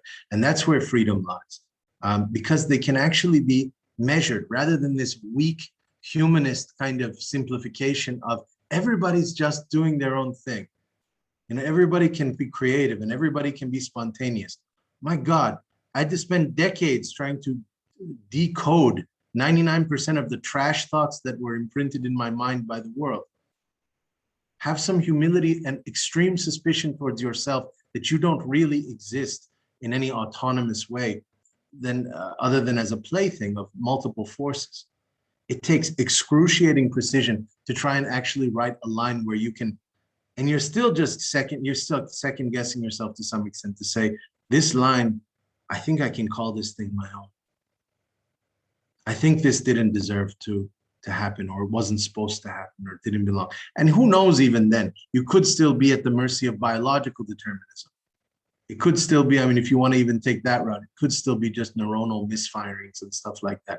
But my point is that the self-indulgent I, the creative I, that is not what is taught in mastery, which is why often humiliation is the entry point to mystical orders, to guild orders, to military. The first step is often humiliation. Go into the marketplace and clean the stables of the horses, or walk naked through the street, or any number of other things that you're told in order to kind of violate that principle, because then in the void of a self is when you can start to construct some type of signature. Right? So let's see, we have banishment. That's a crucial thing. There's always this idea that you could be exiled. There's a frail thread of belonging that the master exploits. Excommunication has been part of every religious tradition in history. And remember, religions almost always start as cults. Right? Christianity is definitely a cult when it begins. It's one guy and 12 other guys and one woman, right, in a cave, right? Islam's first community is definitely a kind of inner circle sect before it starts to expand. You could even see the ancient Jews in captivity. We're part of a minority, a persecuted minority. And so at the edge of disappearance from history. So excommunication is a major part of that, which is why often it's not an accident that the prophet of Islam, Muhammad, is an orphan, and so is Moses, and Jesus kind of, in his own weird otherworldly way, right? They're often figures of exile. They're often figures of banishment themselves. Okay, now this is a bad one, the third one. I don't want to actually get into this now because it's going to turn you off. It's a kind of repulsive, very dark and violent, repulsive kind of aspect of mastery. But sometimes I get to some night where I decide Edna is more useful to our movement as a symbolic abstraction than she is as an actual member.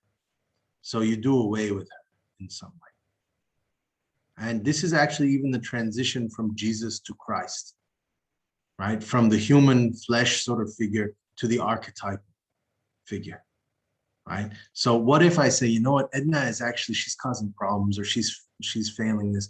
But if I created a legendary character, now I came up with this idea once when an old Persian language professor I knew at Columbia University in New York City told me this weird story. This very sweet little old man who told me this story that on the outskirts of the city of Shiraz, where he was from, which is also where Reza Negarestani is from, there was a shrine in a village. And that shrine was dedicated to a very noble person, a man who had lived a couple hundred years ago. And the story, the underlying secret of the shrine is that he was a regular guy, a nice guy in the village everybody liked, and everybody in the village was really tired of the fact that the nearest shrine to their village was hundreds of kilometers away. So they'd have to go on a caravan or on horseback for just a way long to just do it. So they decided to kill him just to establish a shrine in their village. So they didn't have to go to long distances anymore.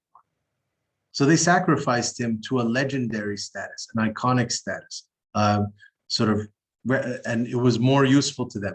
Again, you can imagine when they broke the news to him that no, but you'll be immortalized and we'll create this great mausoleum and we'll bring flowers and all of that. This is also a way of trying to understand and read, to some extent, cannibal rituals of the ancient world, where kings would, or chiefs rather, would be devoured. Right? It was not a form of punishment or disgrace. It was often an honor to be eaten by the tribe. But it also would often come at a point, there's something to it. Why did the tribe think that it needed to be rejuvenated in some way by this flesh consumption? It often came when that king figure was starting to diminish and wane in their authority anyway. Right? So it's when they were on the downslide and people could feel it, and they're like, you know what, better to give you this glorious send-off, this final departure, rather than see you kind of just fall into corruption or fall into weakness. So talk about that as well. Just to say, imperceptible histories, there's something in certain strands of very obscure philosophy that are called, I don't think I have it there, but the idea of the absolute past. Beware those who believe that there should have been a past that didn't happen. This is actually the fundamental logic of ISIS. ISIS is not predicated on a utopian projection of the future, but rather a hypothetical failing, a fiasco, a collapse that occurred in the 7th century when Islam supposedly went wrong, which is why they say things that are as heretical as Mecca should be burned to the ground. They actually declared that at one point, that ISIS would destroy Mecca. Right? I mean, this is heretical to the maximum degree. Why? Because they actually wade in the swampland of a figment of a hypothetical absolute past, what should have been. And that, trust me, you don't want to underestimate the power of regret. Right? Regret is savage as a motivation. So, and it's an abstracted one. It's not that something in their life, they are not victims so much, but they are paying the price. Sort of, they are the reckoning of a debt that was unpaid 700 years ago, or 1200 years ago, actually, when a trajectory suddenly miscalculated and became contaminated. So they're a purification, it's an annihilative purification rather than a utopian fulfillment. And that's a very important idea there. Okay, when something also, when you decide it can't be saved. There are apocalyptic poets that I used to study. I still teach them and study them. I adore them. It's a really crucial moment when a great poet, particularly from ancient traditions, like from the Middle East or Africa or East Asia, when they decide to destroy the world in a poem. By flood, by storm, by fire, by freezing, by disappearance, by terror, by whatever reason, or by whatever methodology. When they decide that there's nothing, what's that first, not the first line of Beckett's Godot, nothing to be done. When they arrive at the outer limit of that logic, nothing to be done. But rather than Beckett, where you then just suspend yourself and strand yourself in a kind of eternally vacant dialogue at the end of time and space, in the nowhere, as you become the no one, instead they decide to close the act, close the show, shut down the theater altogether.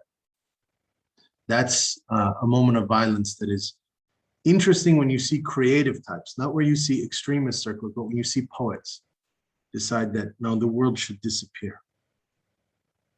And actually, one of the most beautiful and brilliant things that I still haven't thought to its outer limits yet, to it remains a question mark for me, an unfinished business for me, is the poet Omar Khayyam, who is a great medieval Persian poet, poet of wine, but also a great mathematician who realized that this is something that Badiou should read sometimes, that mathematics doesn't solve anything. At the end of the day, you're still in the abyss.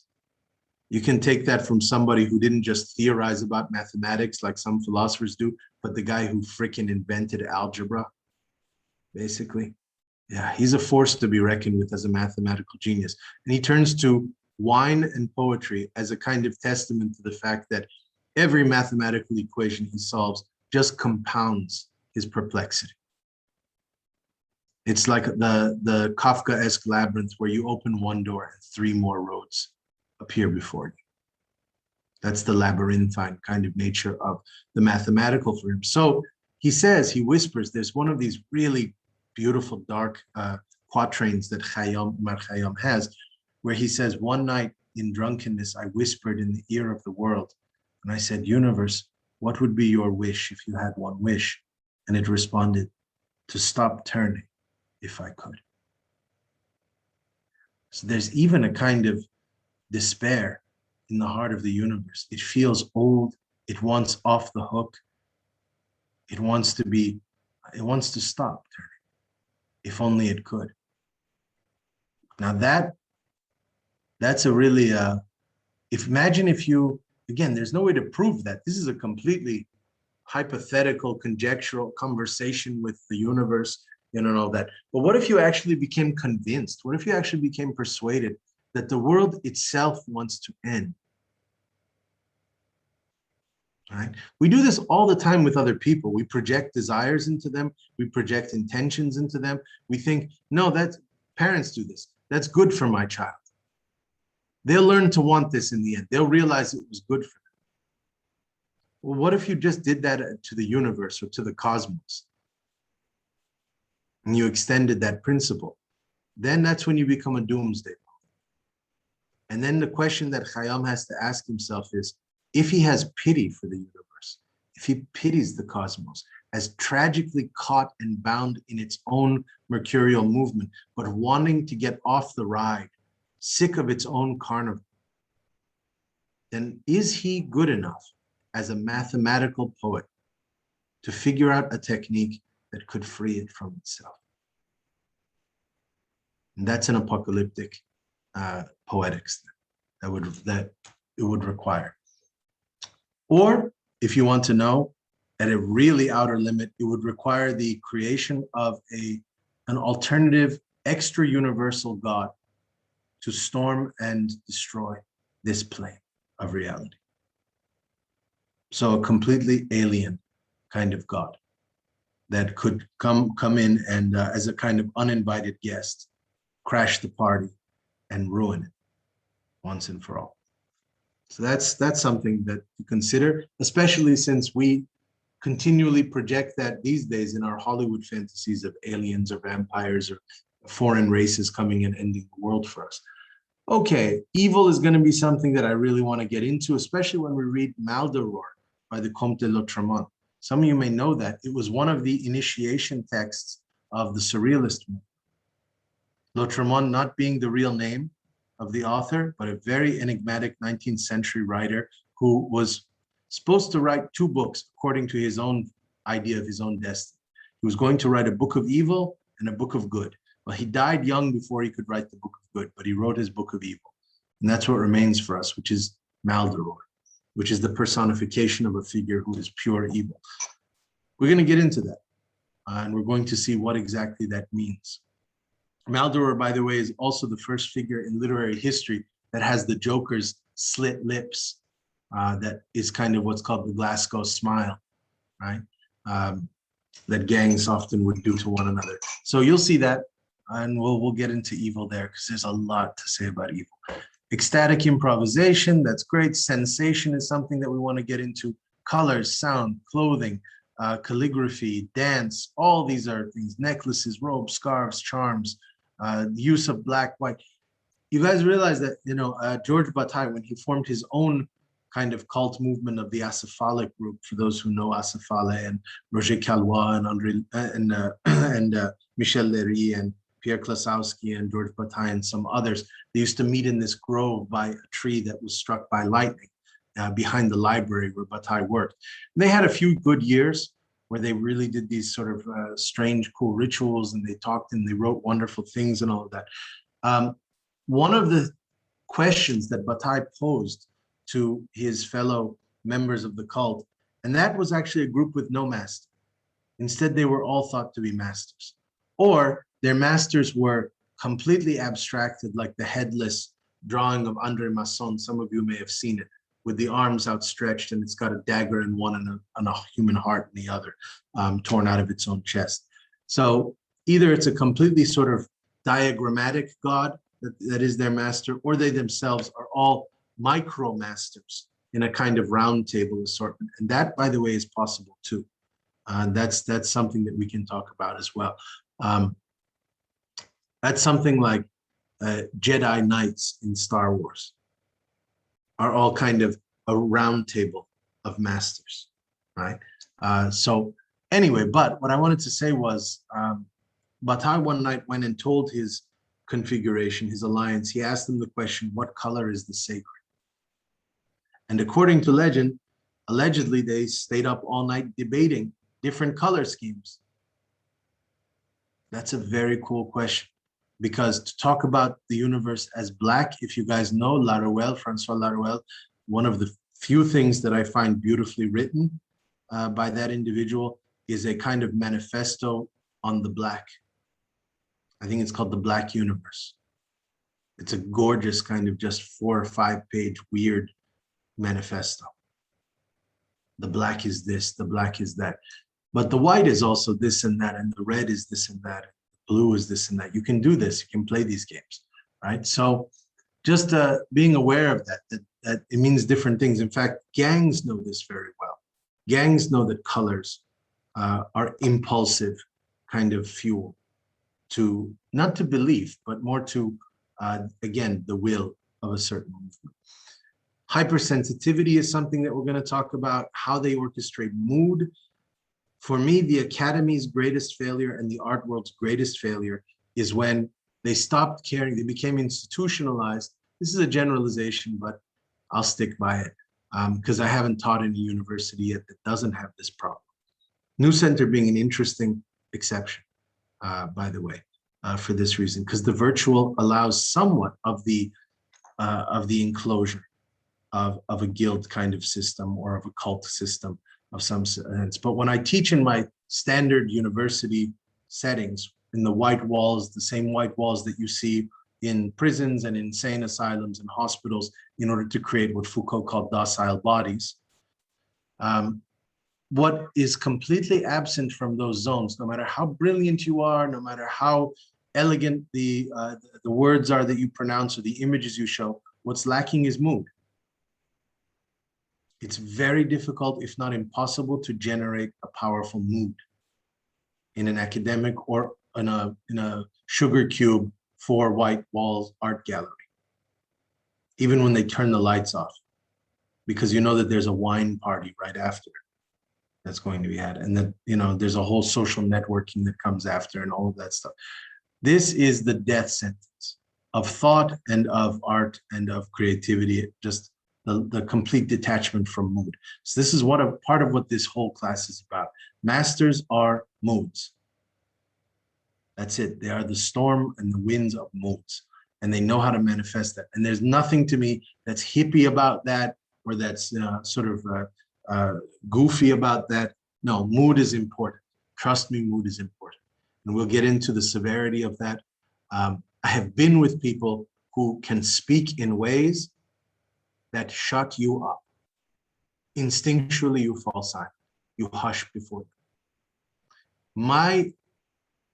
My own desire, every time I encountered a figure like that, someone who had a recitational ability or a vocal ability or could gesture in some way. They're very important things. I've mentioned this before, talking about gestures.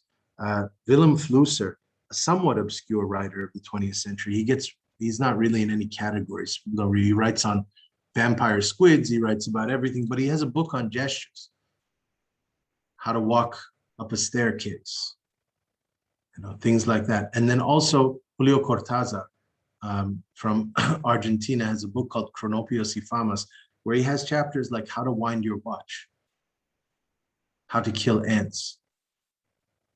These are interesting things, little miniature expositions that what they do is, like a mechanic takes apart the gears of a car engine, he takes apart, whether it's Flusser or Cortázar, takes apart the tiny sort of particularized ingredients in any gesture.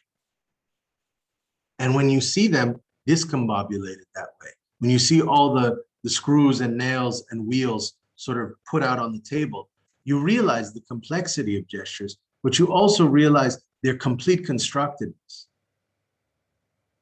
And that is how you escape, ladies and gentlemen, my dear friends, neurosis.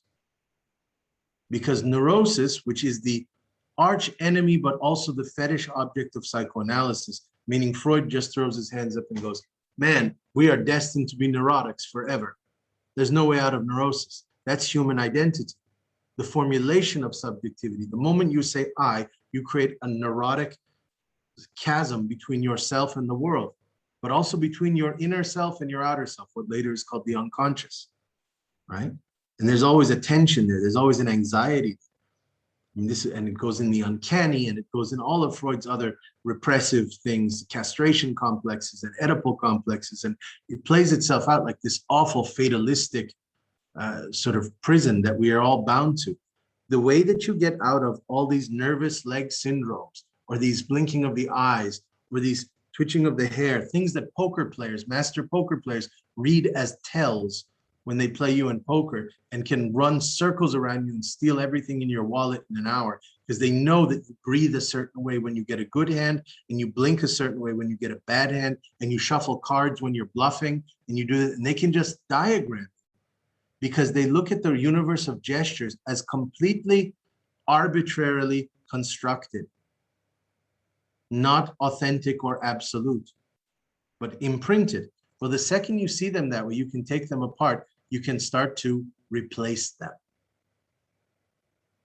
Again, when we look at figures like Charles Manson, who I don't revere, but who's definitely a talented hustler and a con man and a great persuasive kind of speaker, totally uneducated, imprisoned since he was a child, and responsible for kind of murders at the end of the day. You ask yourself how a bunch of middle-class, white, American hippie kids could completely fall under the spell of this nobody, this complete loser at every level of the social, economic, political, and cultural spectrum. And it's because he knows how to spin things. It's his gestures, the way he crouches, the way he postures, the way he booms sometimes when he talks, the way he hushes sometimes, the way he puts his eyes to the side when he wants to say something secretive, the way he looks right directly into your eyes when he wants to command. He's an assemblage of gestures. And it's enough to dominate all of the criterion of social identity. Educated, rich, white, American, 20-year-olds, helpless in front of him, absolutely helpless. On paper, they are the winners of the historical game, who are a different species altogether. One-on-one, in person, he's a sorcerer, an irresistible figure. So it's just about learning gestures. Doesn't mean we have to become Charles Manson. It just means that it's important to know how to do this, right? So pain is an important idea we'll get into to some extent. Some of you may know that even Zizek wrote a book with a theologian, an Eastern European, I think a Croatian theologian, a few years ago, called God is in Pain, which, by the way, is kind of a theft of Schopenhauer. The Schopenhauer has an aphorism where he said, if there is a God, I would never want to meet them. His misery would tear my heart to shreds. So Schopenhauer really is the first one to envision that God is in pain. But what does godlike pain mean versus the victim's pain, sort of the everyday world? It's a different kind of pain. It's the pain, the pain of a kind of absolute irreconcilable solitude that no one will ever reach where you are. And masters have that. Their elevation or their hierarchical differentiation makes it such that they're very lonely at the top. And God as the outer extension of that logic and that principle then would be the loneliest of the lonely, right? So let's see. Irreversibility, that's a crucial one. Baudrillard has this great line where he says something like, beware things that are reversible, or beware things that are irreversible. Also beware things that are reversible. It's a great double-edged sword of a line. And he's absolutely right. These are important because even though this concept here is called irreversibility, masters are amazing at deciding, kind of, I put radioactively, what phenomena are reversible and irreversible. And when they tell you, Edna, we still have time to turn this back, right? That's a very different conversation than when they say, Edna, you have to get rid of person X. You have to leave them in the forest because they're irreversibly gone. They're irreversibly damaged or lost. Where the master decides things are reversible or irreversible, even in works of art. You think Michelangelo kept every sculpture? He's chiseling, he's hammering, he's got hours and hours, the hands are bleeding, his back is aching, and he decides, I can't do anything with this anymore. This one's got to go. That is an awful moment in creativity, but it happens when you realize something is irreversibly lost. Or even better, when you're Nietzsche and you have no reason on earth to think that you have the right to any 21st century destiny. Because, or 20th century, I should say, because you're a nobody in your own time. You're an basically forgotten, anonymous, discarded, failed academic, because they exiled you from their lonely wanderer going through Italy and Switzerland, staying at cheap hotels with horrible migraine headaches and a host of other illnesses, abandoned by your friends. Your family's even worse than your friends. In what universe do you believe that the 20th century will rock and shake at its foundation because of what you're writing? Go read Ecce Homo. He's absolutely sure that he has willed something irreversible. Now, I use the term irreversible here, but Deleuze and Guattari use the term that is actually in the subtitle of this class. They call that the unstoppable. Nietzsche knew that he was unstoppable. And you could go, I don't really like Nietzsche. To hell with that. I don't care if you really like Nietzsche or not. He was unstoppable. And he was poor and alone. There's no reason on earth that he should have had the influence on everybody that comes after. Heidegger, who's your favorite philosopher? Oh, Nietzsche's the biggest one. Sartre, Nietzsche. Baudrillard, Nietzsche's the first postmodernist. Derrida, Nietzsche's the first deconstructionist. Jung, Nietzsche's the first psychoanalyst. One after another after another. Kafka, Artaud, Beckett, you name them, Foucault, right? Deleuze. Pick your giant of the 20th century. Irigaray, Nietzsche, my marine lover. Why? This guy's a loser by every sort of measurement that we have. But he knew he had done something irreversible. I am not a man. Ich bin Dynamit. I am dynamite. He says. That overtone, whether you think it's a bunch of hype or not, the empirical material proof is it did something. It did something. So we have to take that something seriously. When do people become absolutely convinced? And this is a tough question, because if I asked all those 4,000 people on Facebook who are all doing projects, and even for, let's say, major events in the art world or the academic world, oh, I'm at a conference giving a presentation, here's a selfie of me doing that, right? This self-promoting sort of angle. If I asked them deep down on some night when no one else was looking, do you think this article that you wrote will be remembered 100 years from now? Will it be recited 100 years from now? I think they would all crumble and have to let the edifice shatter and say, no, probably not. They know it's a throwaway. It's a one-off. It's timely. Sounds good right now. Doesn't have staying power. What's the difference between something that fades and something that's irreversible? And by the way, the coolest thing is for me, this self-sabotaging maneuver, when you read, you're going to read partially Mahmoud Darwish for next week as well. When you read Mahmoud Darwish, or you'll see that he actually often alludes to poems that were his greatest poems that he refused to give the world. So you'll have these moments where he says, I wrote a poem. It was my most cunning, my most severe. And I tore it into 4 pieces and gave it to 4 horsemen who were going in 4 directions. I told them to scatter it to the winds. Why? Just so you don't have it. My best work. You don't have my best work. I think that's also an interesting thing of mastery. If you really want to interrogate the Kafkaesque moment when he, in his will, tells his best friend to Max Brod to burn all his work. But then the question you can always ask, a very practical one, is if you really want it burned, why don't you just burn it yourself? Why entrust that to someone else? Did Kafka know that he had written something irreversible? Absolutely. If you look at his diaries very closely, there is exceptional self-awareness of his talent, to the point of bragging. Kafka thought he was the greatest writer ever to walk the planet. He knew he was a master. He just wasn't convinced that meant anything, or that that mattered, especially in our age. If you go read short stories like The Hunger Artist, which are about these miraculous feats of endurance, but where 2,000 years ago, that would have been a prophet, a religion would have been inscribed in their name. But in today's age, it's a circus act, it's an entertainment, it's a fad, and it gets obsolesced in a year's time when the crowds start to get bored and they want to go to Netflix. Kafka's totally onto that. So he kind of throws his hands up. You can read it however you want.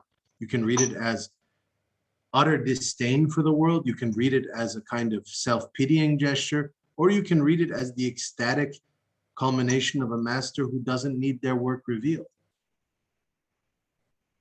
But the weird thing was, why he didn't burn it himself was almost a testament to his realization that it was irreversible or unstoppable. And he was right too, because there's no reason why a skinny Czechoslovakian Jewish kid writing German with a weird accent and writing short stories, which no one takes seriously in his time. Bums write short stories, failures, people who can't be Dostoevsky write stories. People who can't write poetry like Goethe write short stories. And out of nowhere, this kid comes around and goes, I can do a few things with this. How he knew that that was going to be the throne of modernism and modern literature, that's a hell of a trick. So we'll get into irreversibility. Regicide, we'll talk about that, the killing of kings, the cutting off of the head, sort of things, that's going to be crucial. And we'll talk about mercenaries, and we'll talk about idols, because that's fun. And I got to meet mercenaries, and I've got to see idols, and I can tell you some good stories. So let's stop sharing now, and let's go to all of you and see if, let's go around the room and see if you can introduce yourself and tell me a single object and a single space, whether it's a human space in a city or it's a natural space, where you think that would be a cool combination to try and envision the birth of a sect. Karen, do you want to just call people through, or? If I should call people? If you'd like, or you can just jump in however they want. Shall we just take it from the list down? Edna and Artaud, do you want to go first? Yes, I can go first because I have the object right here. Okay, this is the object. It's a gare, and the place I have in mind is a dungeon. This is the perfect place for this. All right. Thank you. Then I just want to say the next would then be Akshat. I think no. On the list I have here.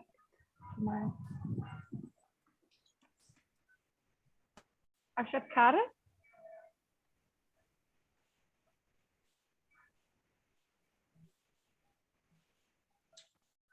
Who, Akshat? who did you call out? Akshat? Oh, Akshat. Akshat. Oh, you have to unmute yourself. I think it must have been an issue with the headphones. Am I audible now? Perfect. Right. So the object would be a cassette player, and the place would be a desert. Desert. Nice. You know that Beckett has a play called Crop's Last Tape, and it's about a guy who's like a radio announcer, and he's reading sort of the news, and intriguingly, the world ends, as often it does in Beckett, goes dark, and all that's left is Krop and his radio room, and he just keeps on making recordings. So it's kind of a cassette player in the desert, like you said. Very cool, very cool. Right. Thank you, Akshay. All right, where are we going next? Next one would be Alex. Alex Yep. de Leuven. Hello, yeah. So I'm Alex. So my object would be a mouse trap, and then the location would be like a playground, a city playground. Oh, I like that. That's very cool because you get a conceptual combination of vermin, sort of the rodent, the most unwanted creatures, sort of in our animalistic spectrum, the ones we mistrust the most because they move in weird ways, because they're small in ways that disturb us, the fear of small things again, because they move in swarms. So if you see one mouse in your New York City apartment, you know there's probably 100 more in your walls. And you have that mouse trap, then that's kind of emblem of the mouse in the space of supposed innocence, absolute innocence. Even though children are not that innocent, and they're actually quite deviously integrated into the world of monsters and of evil and of, we know that from their fairy tales. So, and actually you know that from even the legend, think of, there's a combination there. Talk about a master, the Pied Piper, who leads all the rats out of the city and then leads all the children with the exact same musical device. So there's a cool linkage there between your object and the space already in the figure of a master of entrancement of a certain kind. Excellent. Where are we going next? Thank you. Alexandra's up. Hi. For space, I said city docks, and for an object, a dental mold, like of teeth. Okay, awesome. First, the docks are great because they're at this borderland, sort of this space. Right now, I'm in the Mediterranean, right on the ocean, and it's great to see these. There are these hidden ports where you know that there are these transitional communities, these docks where sort of the, people will come in and out, and they're only here for a transient period of time, and then they're in the drift again. The interesting thing about the dental thing, though, is it's kind of like when you find a watch, it belongs to somebody. It has a level of specificity. It's made for an individual. The question then that immediately comes to mind is, should I find this person? How do I return this item to them? There's a sense of belonging there. It's a little different than finding like $20 on the side of the road, right? Or finding a pen. It's actually been it's been well documented, the things that people will keep and not feel like they stole something. Pens are the first one. Like the easiest thing is especially if you're at a campus or a library or a coffee shop, stealing of pens, no one ever feels guilty about it, unless it's a really like nice pen or something like that. But if it's a throwaway pen, but something like you said, a dental mold, that's something that is so particularized to the grooves, of someone's own palate, that it makes you feel obligated to chase them and find them, which means it's the birth of a quest, of an adventure, which is really cool. Excellent, excellent. Where are we going next? And Anna. Hi, hello everyone.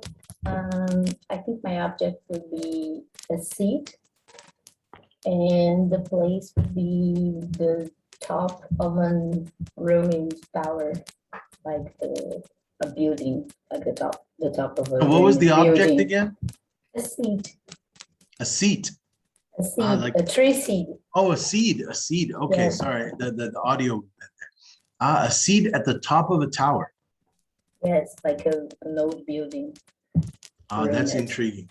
So, have you ever studied decayed buildings where vegetation starts to overgrow?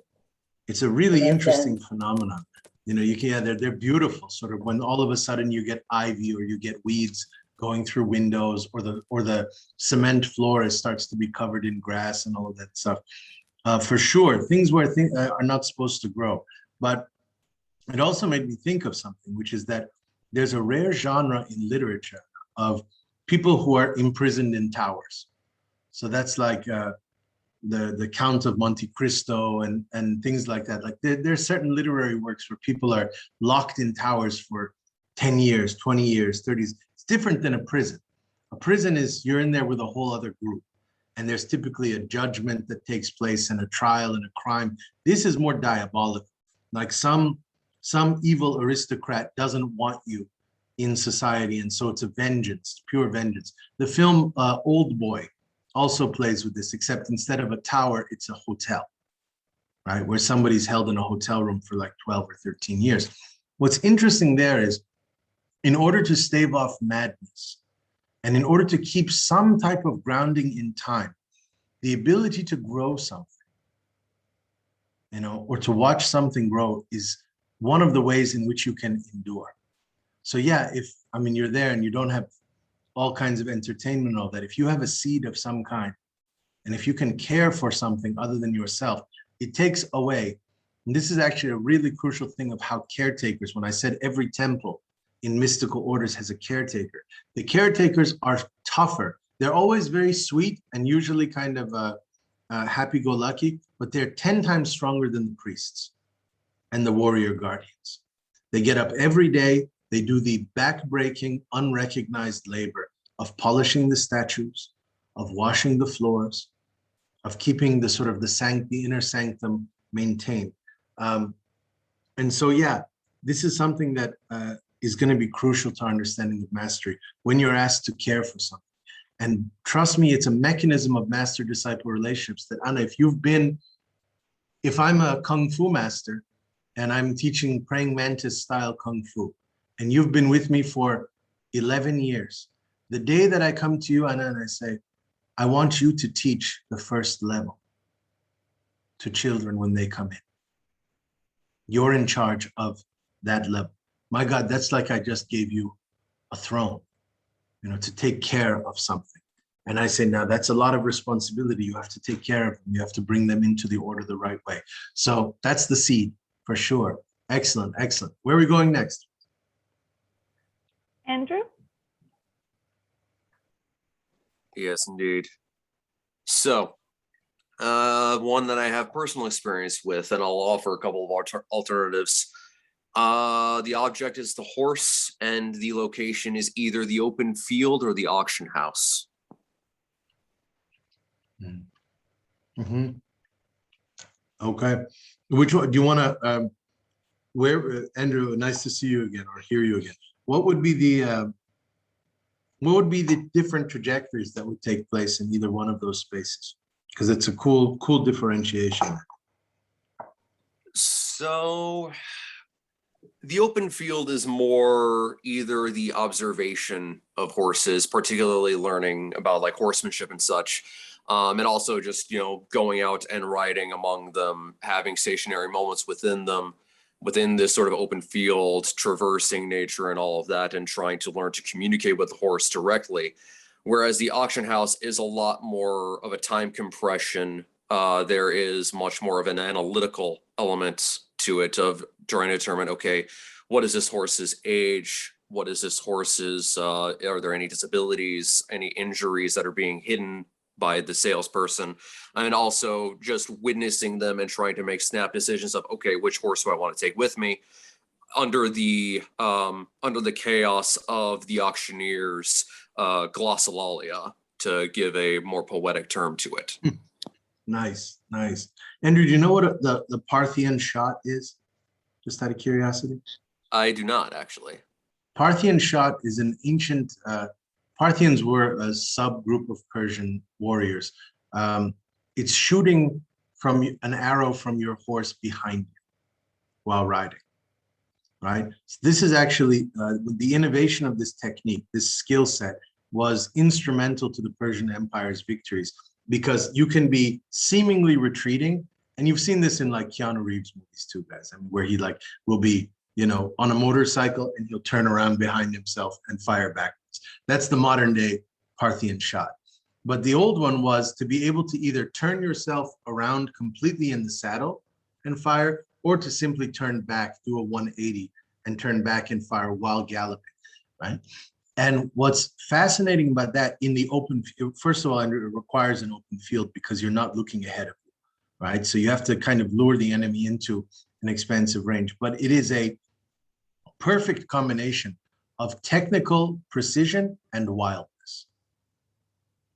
You have to let the horse run wild, to gallop, in order to manifest this highly acute, accurate gesture, right? That is completely technical and practiced. And that fusion of letting the horse kind of go into unbridled speed, but precisely in order to catch, because the whole point is to catch by surprise. No one is expecting an arrow to be launched from ahead of them with someone's back turned. And so it's a really cool thing where sometimes the wild and sort of the technical definitely go together. And since we summon Nietzsche's ghost in this, I'm sure you know, Andrew, very well about Nietzsche's relationship to horses. He was an excellent rider, and also his fatal final descent into insanity, clutching the neck of the horse being beaten. So horses will haunt our occasions to a certain extent too, for sure. Great, great, thank you. Where are we going next? And it's Enda. Okay, I actually have my object here. It's called a thurible. These like incense burning things, and the location would be an airport. An airport. I've actually seen. It's always interesting when you see, because that sort of wafting incense kind of carrier you see in Eastern Orthodox churches often. But you also can see them in certain mystical orders and all of that. They're great. What happens when you see the mystic in an airport? It's an interesting question. When you see someone complete, it's always a moment where you do a double take. When you see a Buddhist monk in, you know, the full robe and regalia sort of, or you see an Eastern Orthodox priest with their sort of the headdress and the symbolic robes and all of that. It always forces you to sort of stop for a second. And I like this because it has nothing to do with an acceptance of the belief system. The reason you pause, kind of almost respectfully, is the same reason why when the Taliban took over Afghanistan the first time, and they found these gargantuan Buddhist statues in a valley, you know, these larger than life, immense ancient Buddhist statues, they didn't destroy them at first. It took 8 years before they finally could destroy them. Even though they were completely heretical to their own belief system, they paused and they're like, we'll just let them be for a while. Not out of respect for them. Again, remember, this is sacrilegious, this sort of non-monotheistic tradition. It's just that the presence of the interruptive presence of them was enough to paralyze their own fanaticism, which is cool. And it has to do also with the idea of when you come across something that is not of your belief system, but you know that millions of other or hundreds of other believers poured themselves into it. Someone believes in that Babylonian idol in the museum, even if you don't. Someone would have killed for it, would have died for it. And so if someone comes to you and says, you don't believe in this little goat god, miniaturized, you know, divinity in this glass case, just shatter it. You go, no, I'm good, thanks. It's almost like you don't want to bring some type of spiritual backlash upon yourself. Even the rational part of you thinks that it's trash, that it's a fake, that it's a remnant of a delusional, primitive imagination. Maybe you've got all that sort of nice modern self-righteousness behind you. Still, you won't touch the thing. And that's Enda's object as well. You know, it's a relic of a belief system which, after the death of God, if we want to play that game, kind of becomes seemingly not obsolete, because still it's used. I've been in Georgian churches where I've, you know, churches of the former Soviet state of Georgia. I've been in Armenian church. I've seen it used all over the place. I find them actually materially beautiful. Oh, in Catholic churches too. I didn't know that they actually use them in Catholicism. Oh, that's cool. I've never seen one in a Catholic church, but I definitely see them in the Eastern Orthodox churches a lot. They're still in use, but they're used. They have a more medieval origin to them, right? In their actual historical inception. But nevertheless, that's an interesting thing when you deal with something that is out of its era slightly, but still retains power. And that lasting effect is a crucial one, because it's not every sacred object that does that, by the way. There are tons of sacred objects that are called sacred. Ender mentions that they're mostly for funerals also. Yeah, cool, very cool. And also something interesting there too, that they hit at a sensory level that is often elided. So we privilege vision, we privilege above all else in the age of the post-enlightenment. Everything is about what you can see. Digital screens, virtuality, everything is about the eyes, right? But as a far second best, then we go into hearing, we go into sound, and that's why everybody who thinks they're cool these days, they still are writing pieces about sound art, which I think is great, by the way. I'm totally into it, but it became a kind of fetish object for theory in the past 10 years. No offense to those who do it, but it just suddenly this influx because it's an anti-enlightenment gesture. I'm good with that. But smell, still nobody's really writing about that. So maybe that's the next decade, you know, where there'll be some new figures who come out and it becomes smell theory or something like that.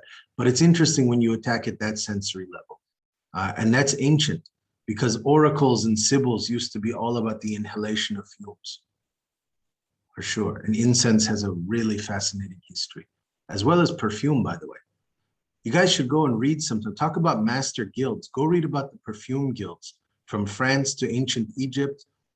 My God, the stuff they put in it, gasoline, you know, ashes, whale blubber, all kinds of bizarre things that go into the concoctions. I mean, it's almost like reading alchemists' manuscripts when you look at what the best perfume guilds in the world, how they construct these very complex scents. Thank you. Okay, so excellent. Where are we going next? It's Sankri. Yep. Am I heard? Yes. All right. I have a dagger in a mega city, and I'm thinking about assassins. Wait, so I'm sorry. So the dagger where? In a mega city. In a mega city. Okay. Can you be more specific? Where do you want this dagger to be found? Anywhere. I'm thinking about like different organizations of secret assassins. They're the ones in the wild. We have that figure of the Omen in the mountains, or by the seaside, in island, in desert, and well, all these landscapes affect their principles and practices. But there we also have the other figure who's just a normal old man sitting and selling newspapers, smoking cigarettes in the mega city anywhere. And I personally think that's a more dangerous and more violent figure as an assassin. So, and also it was relevant back to the fear of the small things. Absolutely. Talking about. I love it, Frankie, because I'll tell you this, there's a subgenre of literature and storytelling where miraculous objects are found among junk dealers, right? And that's always a very cool premise, right? When you come across the old odds and ends man on the side of the road and they're selling mostly like rusted, you know, sort of artifacts and all that, but then there's something magical or talismanic or accursed on their blanket, and they sell it for almost nothing. Or they often, in those narrative genres, they give it away for free, right? So that's definitely a very cool idea, that the dagger could just, because it means that things can, miraculous objects can fall out of the world for a while.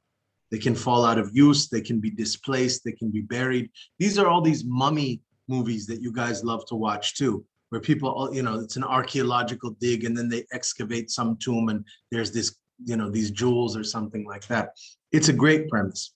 And it also is a way of counteracting our increasing suspicion and fear that there's no uncharted territory left in existence. That the world has been so subjected to surveillance and discovery and conquest and algorithmic governance at this point. There are no faraway islands anymore. There are no unnamed provinces. There are no wastelands or outworlds, really. So what we have to do increasingly is find the secretive or the unknown in pockets or sort of folds or shadow worlds within the heart of the megacy. And by the way, that's even an anarchist idea, particularly in the 80s with rave culture and stuff like that, that it's not going to be about escaping to forests anymore. It's about finding an abandoned building in the middle of, you know, the meatpacking district in New York and having a spontaneous combustion of some ceremony or something like that. Or so definitely that's a very cool idea, that there are still things that are littered throughout space. By the way, last thing to that idea of your cool dagger, which might have all kinds of things. We'll get into this. Sometimes there are some narratives where heroes who are kind of a master archetype. I don't typically love heroes, heroic archetypes, unless they're cool and they have all kinds of torment built into them and doubt and weird stuff. But heroic archetypes, often a figure is chosen for a weapon because they are the rightful inheritor, but often it's just the weapon could be in the hands of anyone who gets it. And those are even more interesting narratives to me. Not that, you know, so-and-so, whatever his king was, who was supposed to have Excalibur, right? Only he could pull it from the stone. More interesting is the Indiana Jones prototype, which is that if the Nazis get to the Holy Grail, they can also get immortality. So it has nothing to do with moral supremacy. It has nothing to do with predestination. They can have Jesus's gifts just as easily as anyone else can. It's simply about circumstantial possession. And that's a cool thing. And Frank, you wrote the narratives where the weapon manipulates the user. Absolutely. Yeah. Sometimes it's not even just the weapon, it can be the cloth. So even in your like X-Men, there's like Doctor Strange, his cape can suddenly kind of take over him, or Wolverine's claws. Sometimes it's even the apparel, or the invisibility cloaks in certain things. Sometimes it's, that accessory or supplement that is more powerful. Excellent, cool. Where are we going next? And it's Henrik. Yes, that's me. Can you hear me? Yes, so my object would be a Cyclops mask, and the place would be the bathroom of a bar. Wow, you got to give me time with that. That's a unique confusion of things. But what I love about it again is that it posits a riddle. Many riddles, and this is something that's also part of Kafka's narrative ability. The more details he gives you, the more questions arise. It's not, what I love about Kafka is that he's not a Derridian deconstructionist in the sense of playing at obscure, the unknowable, the unthinkable. No, he'll tell you something like, there is a Cyclops mask. But then that doesn't help you. It's a very, very singular, precise detail. Then you go, why would someone have a Cyclops mask? Whose mask was it? Who made the mask? Did they leave it there on purpose? They leave it there, behind? Is it possible to find them? Is there a cult that worships the Cyclopes? Weren't there 3 Cyclopes brothers? It's actually not a Cyclops. They're a race. But wait a minute, they're a race of 3 brothers, which means they can never reproduce. So they're limited. Weren't they banished to an island? You can just go down this slippery slope, right? Forever, which is a really cool thing when you select the right detail that doesn't help anything. It just compounds, again, confusion and disorientation. And also this erototomania, and not erotomania, which is erotic obsession. Erototomania is the obsession of question, right? So it just becomes endless question. So that's cool. And to put something mythic in the modern day bar bathroom, so the place, so the mythic meets the kind of the vulgar, right? Or the mundane, that has cool effects as well, for sure. Very good, Enrique. Thank you. Yes, thank you. Jane? Yes, hello everyone. For an object, chose a fountain pen. And for a place, there's a space called the Hall of Ambassadors in the Alcazar. So that's a favorite place of mine. Which Alcazar? In Seville? Seville. In Seville. I'm actually going there on Thursday. So that's, you're 2 steps ahead of me. Maybe there's some intuitive thing. I've got to take some guests out here in Spain to Seville's Alcazar. For those who haven't been, James, you've been to the Alcazar in Spain, in Sevilla? It's awesome, no? It's just, it's a wondrous sight. Something interesting a lot of people don't know is that it's done in the Islamic architectural style, but it actually wasn't. It was done at a point when Queen Isabella had outlawed Islamic architecture. And this was one of her nephews, I believe, or cousins, who was the ruler of Seville, who was infatuated with Islamic architecture. And so he tried to get it done, even though it had recently been forbidden by her. So he lied to her. He kept it shielded from her, and he kept in his palace, hidden away, Islamic craftsmen and architects and artisans who could build it over the course of about 10 years, unbeknownst to her. And finally, when she visited, she said, "The hell is this monstrosity? I told you couldn't." He said, "No, it was already built before you passed the law." So he was able to sort of smuggle it into existence, but talk about an accelerated sort of pressure point thing that was done. What I love about that, just to tell you quickly, was a master figure who doesn't get enough sort of recognition over time. And what a kind of a paradigm that I love are rebel princes. So aristocracy or nobility or princes or princesses who betray the throne, who squander their fortunes, or who overturn their own dynasties in a certain way. That's very rare to find in history, because you can imagine the gigantic counter-instinctual mechanism it would take to forfeit, your universe. I mean, you have every incentive to remain on top. You're a princess. Why would you go help rebels? Right? But that is something that happens throughout history in interesting ways. So I like that fountain pen. Oh yeah, there's all kinds of things that could be done in the twists and turns of that labyrinth of the Alcazar. So cool, very cool. Excellent. Where are we going next? Then it's Kai Chun. Hello. Can you hear me? Okay. My object is tooth gap, and the place will be a karaoke room. Wait, the object was a what? A tooth gap. Tooth gap. What's a tooth gap? Hey. Oh, just like an actual. That's cool. All right, you mean literally a tooth gap in a karaoke space? Well, that's interesting, because when we talked about how the blemish or the supposed imperfection, the stain, can often become something sort of magnetizing, and karaoke is a wow. All right, so there are some people who take pride in being exceptional karaoke singers. It's a cultural kind of phenomenon for some people, but they don't consider themselves great singers proper, and they don't have delusions of being sort of musically talented at that level where they could transition to necessarily that. They're just this niche master of a kind of imposter or carnivalesque, third-rate universe of the skill.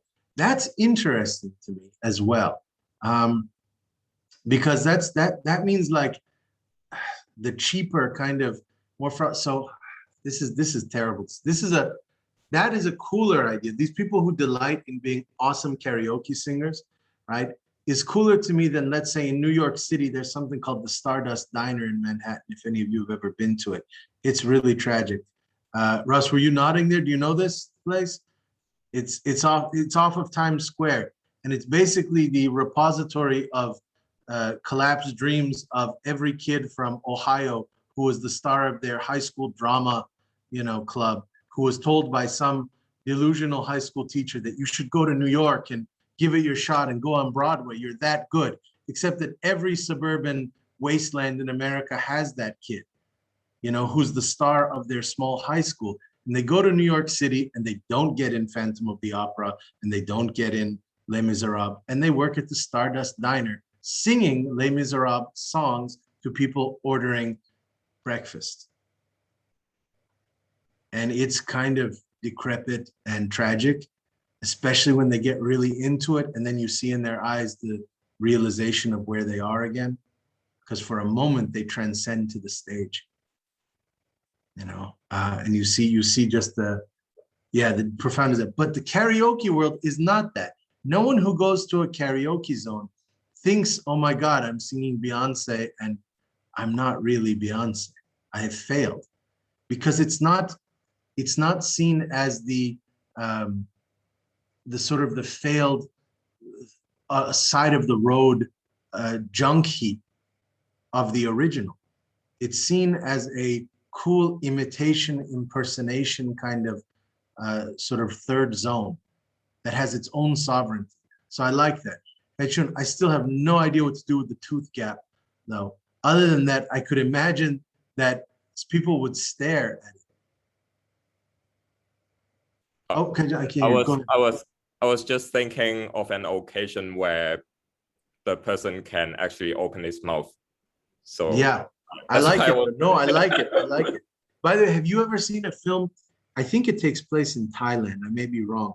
The guy who directed Drive, what is it called? Only Gods Forgive or something like that. Has anybody seen this film? It's with Ryan Gosling. It's a mess of a film in all kinds of ways. There are moments and all that. I don't want to get into it. But what I like is that there's this weird roving police officer who is exceptionally violent, but exceptionally quiet throughout the film. He just commits violence almost as if it's a reflex, like it's going to the grocery store, right? And there's one part of the film that I love, which is his final scene with Ryan Gosling. I'm going to spoil it for you, where they have a fight. And here you have this old, out of shape, kind of middle-aged Thai police officer fighting Ryan Gosling, this, sort of chiseled, Aryan dream, sort of, and all of that. And he's young and he's powerful, and he can't even lay a finger on the guy. He just gets annihilated in the fight. Every time he tries to throw a punch, he gets undone immediately. And there's no bragging and there's no taunting and there's no sort of machismo. That the Thai police officer is just completely blank, almost. Except, Kai-Chun, he likes karaoke.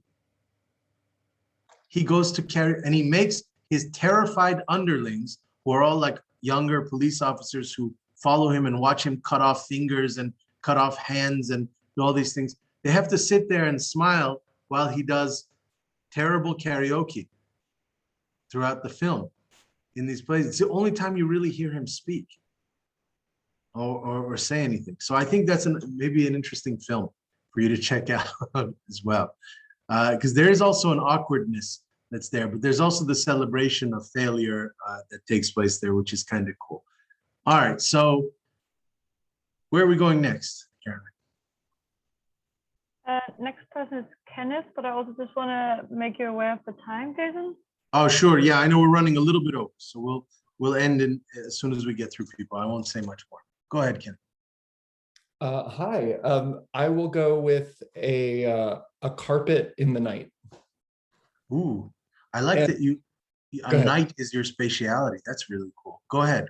Well, and just it's a little banal, but it's also my partner and I adopted a new dog 2 weeks ago, and a carpet in the night kind of became the place of first bonding. So absolutely.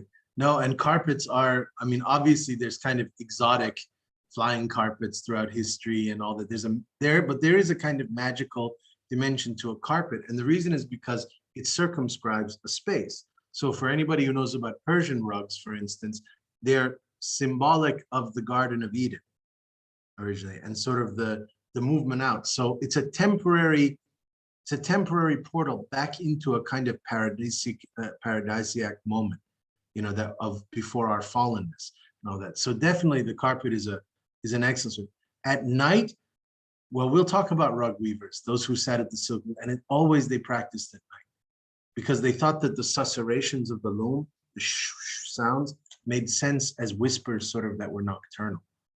So that's an interesting, it's a really great coupling on your part atmospherically.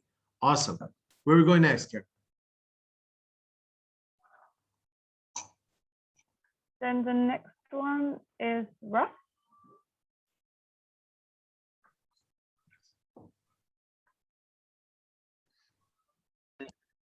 Can you hear me now? Okay. Yeah, my name is Ryan. Actually, there was just a confusion with my email address when they signed me up. All right. So yeah, I have a mask here, and the space is a van or a vehicle. Okay, that can get creepy because obviously, sort of, you know, we know the history of vans as kind of predatory spaces because they can be mobile spaces of violence and all that. This is actually really important in terms of thinking of scale as well. You know, how much room do you need to pull off an event of some kind? That's I mean, it doesn't have to be a cruel kind of predatory event. Any event, the situationists had to think about this, right? If you know the guy Philippe Petit who walked beneath the, you know, across the World Trade Towers, right, on a tightrope. It's a fascinating question of what's cool about a van for sure is awesome is that it's between a home and a car. You know, it's kind of in this middle zone where you can do many things. You can sleep in it. You can, you know, you can sit and watch things in it. Exactly. And so and also it frees you from kind of the notion of origins or of territoriality or of land or of the delusion of immortality. You know, when Heidegger talks about, I can't believe I'm summoning him, but I'll just say this quickly. I know Karen, we don't have much time, but when Heidegger talks about our inauthenticity stemming from a miscalculated relationship to death, meaning that we are not aware of our own mortality. And part of that is our embeddedness in kind of an idea of where we live. So the home, right? So if I have a 30-year mortgage on my house, I think I've got to live 30 more years at least. No way I could die. I've got a mortgage.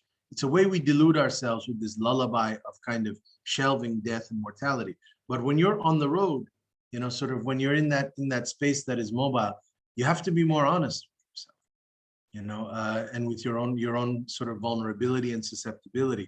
But also it just allows all kinds of cool things. So another subgenre of kind of anti-master masters are when you read like the Beats, you know, the Decadents and the Beats, who were hitchhikers, you know, par excellence, and, you know, went from location to location. Whether you like them so much or not, it's an awesome thing when you're on the road, as Kerouac says, you know. And so definitely that's the thing. And then you added the mask to it, which is a whole different aspect altogether. Cool. And we'll talk about masquerades for sure. Where are we going next, Sarah? Tash? Hey, so my object is going to be an oyster shell, and my space is going to be an office. An oyster shell in an office. Nice. So again, we have kind of an importation of something sort of raw in its naturalism into a space that is hyper constructed and alienated, right?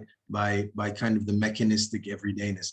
That's very cool. As long as it's not an oyster shell that some poor bastard brought from their 2-week vacation, you know, to Cancun, and they brought it back as a symbol of that momentary glimpse where they actually were liberated. But it has a more enigmatic or even threateningly cryptic kind of thing there, where people walk by and they suspect you're a little weird, that you have an oyster shell. By the way, one of my closest old friends, Dejan Lukic, who's a wonderful writer, has an entire piece called The Oyster, which you can get on, which very specifically looks at the mythology, the anthropology, all sorts of cool things, rituals around the oyster. So if you actually are really into that, he kind of blew the doors down on that concept in really awesome ways. Its secrecy, how it holds things supposedly, it's the fact that it opens, he gets into it. Even the Greek gods who were sort of aligned with the oysters. I think Venus is in an oyster sort of and all of that stuff. So it's very cool, very cool. What they do in the office space, again, it brings us into when we smuggle or pirate kind of objects from the ancient, the primordial, the natural, and we bring it into the heart of the artificial metropolis.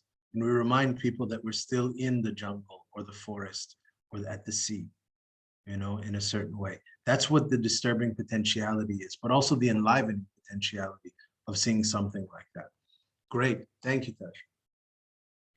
Can we have someone left? The last person is in Pablo.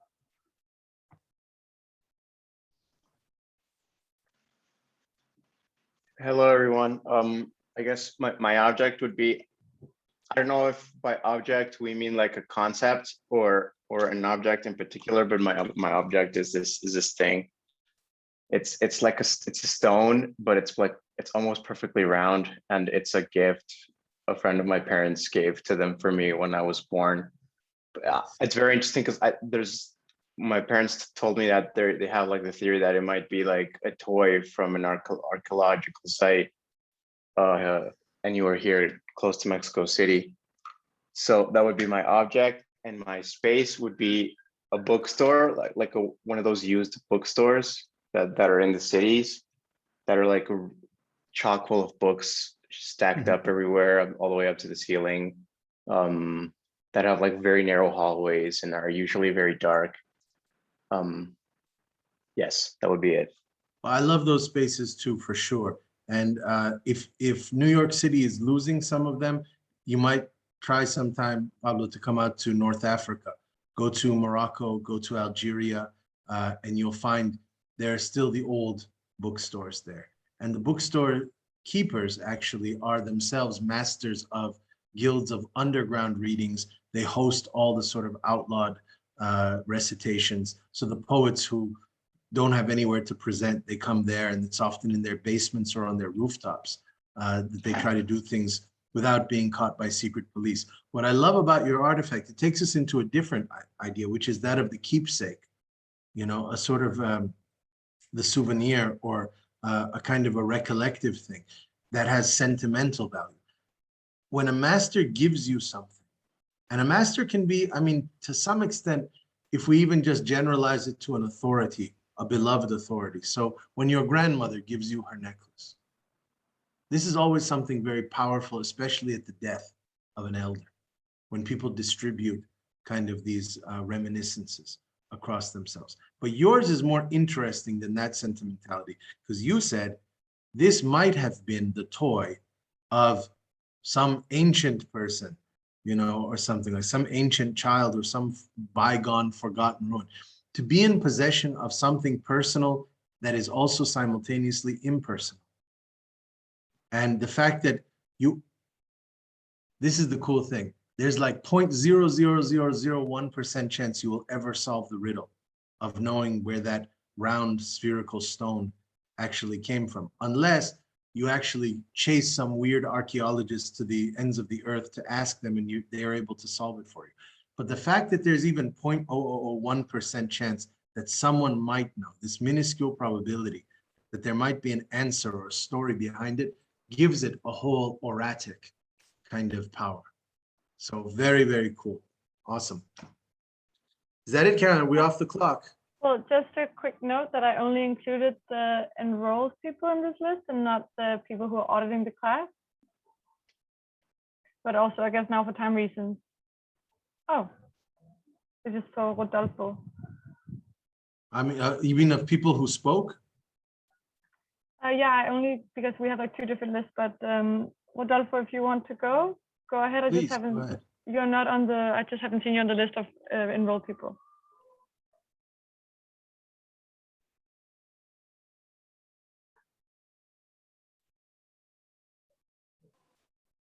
Hello? Yeah. Hello, Rodolfo. Hi. I was thinking about a dry wall paint, you know, scratches. And I was thinking about a lake. Interesting. So a dried wall paint, you said? Yes, you know when you scratch your a wall because you're going to paint it again, and you have like these little pieces, yes, and even you can see other over paintings, you know. That's intriguing, and the fact that you put it in a lake, that opens up weird questions of what it's doing there, because what you just mentioned, and it's a cool thing about decadence, things that are throwaway objects, that are trash, you know, that are refuse, that are waste particles, like chippings of paint, of old paint, right? Part of what upsets us about homeless populations is when they scavenge and we see their grocery cart full of thrown away, you know, sort of the garbage of society. And we realize what threatens us about them is their ability to invert the value of things. So things to us that have zero value, and value, as you know, you don't need to be a great Marxist to know this, value is a completely fabricated delusion, you know, of what we choose. You know, diamonds are this value, or have this much value. I mean, yes, you can talk about scarcity and have certain economic principles of supply and demand, but for the most part, what we treasure, what we value, has to do with trends, with fashion, with culture, with social kind of conditioning and all that. So to see somebody resurrect a one-eyed doll, you know, and to prize it as something precious, it threatens the entire established order of things, the entire republic of meaning itself, to a great extent, our entire modalities of signification. What was supposed to stay in the trash, what was supposed to be the discarded. Now, what's even cooler about Rodolfo's example is we're not even talking about something that was once valuable, that then became kind of recklessly thrown away because it was damaged or because it was just people lost interest. We're talking about chipped paint. Nobody wants chipped paint, or do they? So now what happens when you find the one who actually takes the care and the sensitivity to transport chipped paint? And by the way, there are figures like that. Of course, great painters. You know, if you can Google image like Lucian Freud, who's not one of my favorites, but you can go and you can look at his wall of his shed where he painted, and it's got layers of decades of paint. Yeah, or Francis Bacon, maybe. Bacon is another, yeah, excellent. Yeah, exactly. So I like this idea. Definitely there's a sensitivity to that. There's and it could go back to things like, there are certain psychological conditions, and it's not to put that in a negative light, where people are attracted simply to the textural or material sensitivity of something. They like the way something feels across their hands, you know? And so we might be in the sort of the wake of somebody out there who just loves the feel of chipped paint, and they carry it wherever they go.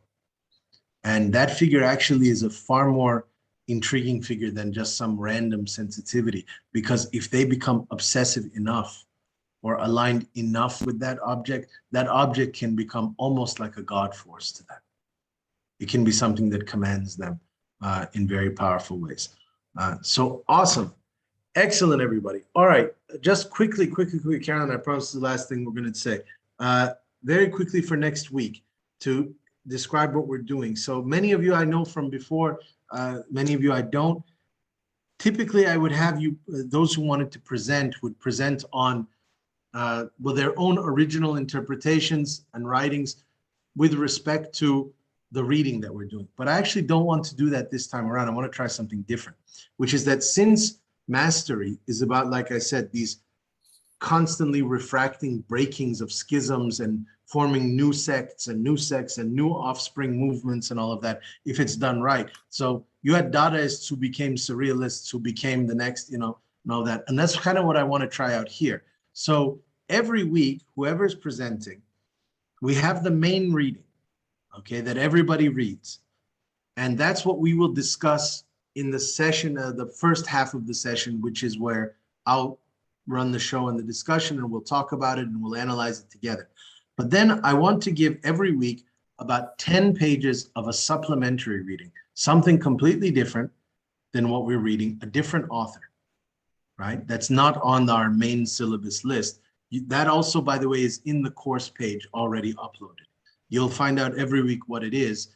Carolyn will send an email with all of those so you can decide which ones you want. So for next week, actually, and I've never done this really before, but since I spent a lot of time on this a decade ago, what you're actually reading for our first session together next week, or week 2, is the first half of this document that I was just reading from. It's a chapter called Sectarianism 1, and it's 33 Dreams of the Master. So 33 Dreams of the Sectarian. These are fragments, sounds like a lot. It's probably only about 18 pages long, right? But it's 33 different fragments. Each of them is their own little music box that plays kind of its own unique temperament and melody of a master. What I want the people who present to do is, the people who present have to read that, but they also have to read 10 pages of the poetry of the Palestinian poet Mahmoud Darwish, which is in the book Victims of a Map that's already attached there. What I want you to do is select, every one of you who's presenting, select 1 or 2 of the passages from my writing, and then I want you to take one of Darwish's poems and create a counter narrative. Not a purely heretical one, meaning you don't have to say the opposite of what I said in it. Use that as a point of departure. If it's a meditation on space, if it's a meditation on sleep, if it's a meditation on nothingness, it's a meditation on solitude, right? Look at that and say, wow, that's a cool passage, okay, from the main one they're reading. And then you find in Darwish's poetry an alternative sort of school that you could create around that axis. So if we are school X, if I'm the master of school X, I want you to defect and create school Y, which is adjacent to it. Again, doesn't have to be the radical opposite. It can just be slightly a different take. You follow? But on the same thematic. So say, well, here there's a focus on whatever, the forest. But notice in this Darwish poem, it's not the forest, but it's the valley. That's the spatial setting. And in the valley, then, here are the implications. It would run differently. The clock would tick in a different way. You follow? It's completely your own. There's no right answer to this. Just your own creative extraction from the main reading, and then a countercurrent that you devise from this other reading that no one else will read but the presenters. Okay, so that poet was Mahmoud Darwish. It's in a text called Victims of a Map for next week. And again, Carolyn will send an email with all the weeks then out. But that's what I'd like everybody to be doing. Okay, so I mean, go ahead. Link to the chat. Just wanted to say I posted a link to the chat. And maybe it's also important to say that you have to be, several people have to sign up according to the new center guidelines that have changed. So you will be 2 to 3 people presenting together. Yeah, this is new, everybody, that they decided to be more collaborative. And so the idea is that it would kind of be a group presentation. It still works. So in this instance, you still just have to talk with one another, correspond with one another, and say, so if it's Tash and Alex and and Anna, for instance, that are part of the first week, you would say, okay, these are like the 2 passages I found in the sectarianism chapter that I thought were cool. And here are 2 passages I found in Darwish's poetry where I want to sculpt a completely different reflection, or an alternative kind of take on whatever, the relationship to stars or the relationship to vengeance or whatever's going on in the passage. Just follow the conceptual trajectories of the first one and keep deviating. Say, okay, here you said this would happen, but here in this landscape, this will happen. It's going to test you in a cool kind of way of doing that. This is how mystical orders were formed. breaking from masters continually. So just metamorphose, be alchemists, change the temperament slightly, right? So that's for next week. So just get together and decide, okay, I'll take these 2 or 3, you take these 2 or 3, you take these 2 or 3. That makes sense? Excellent. All right, this was fun, everybody. I'll see you next week.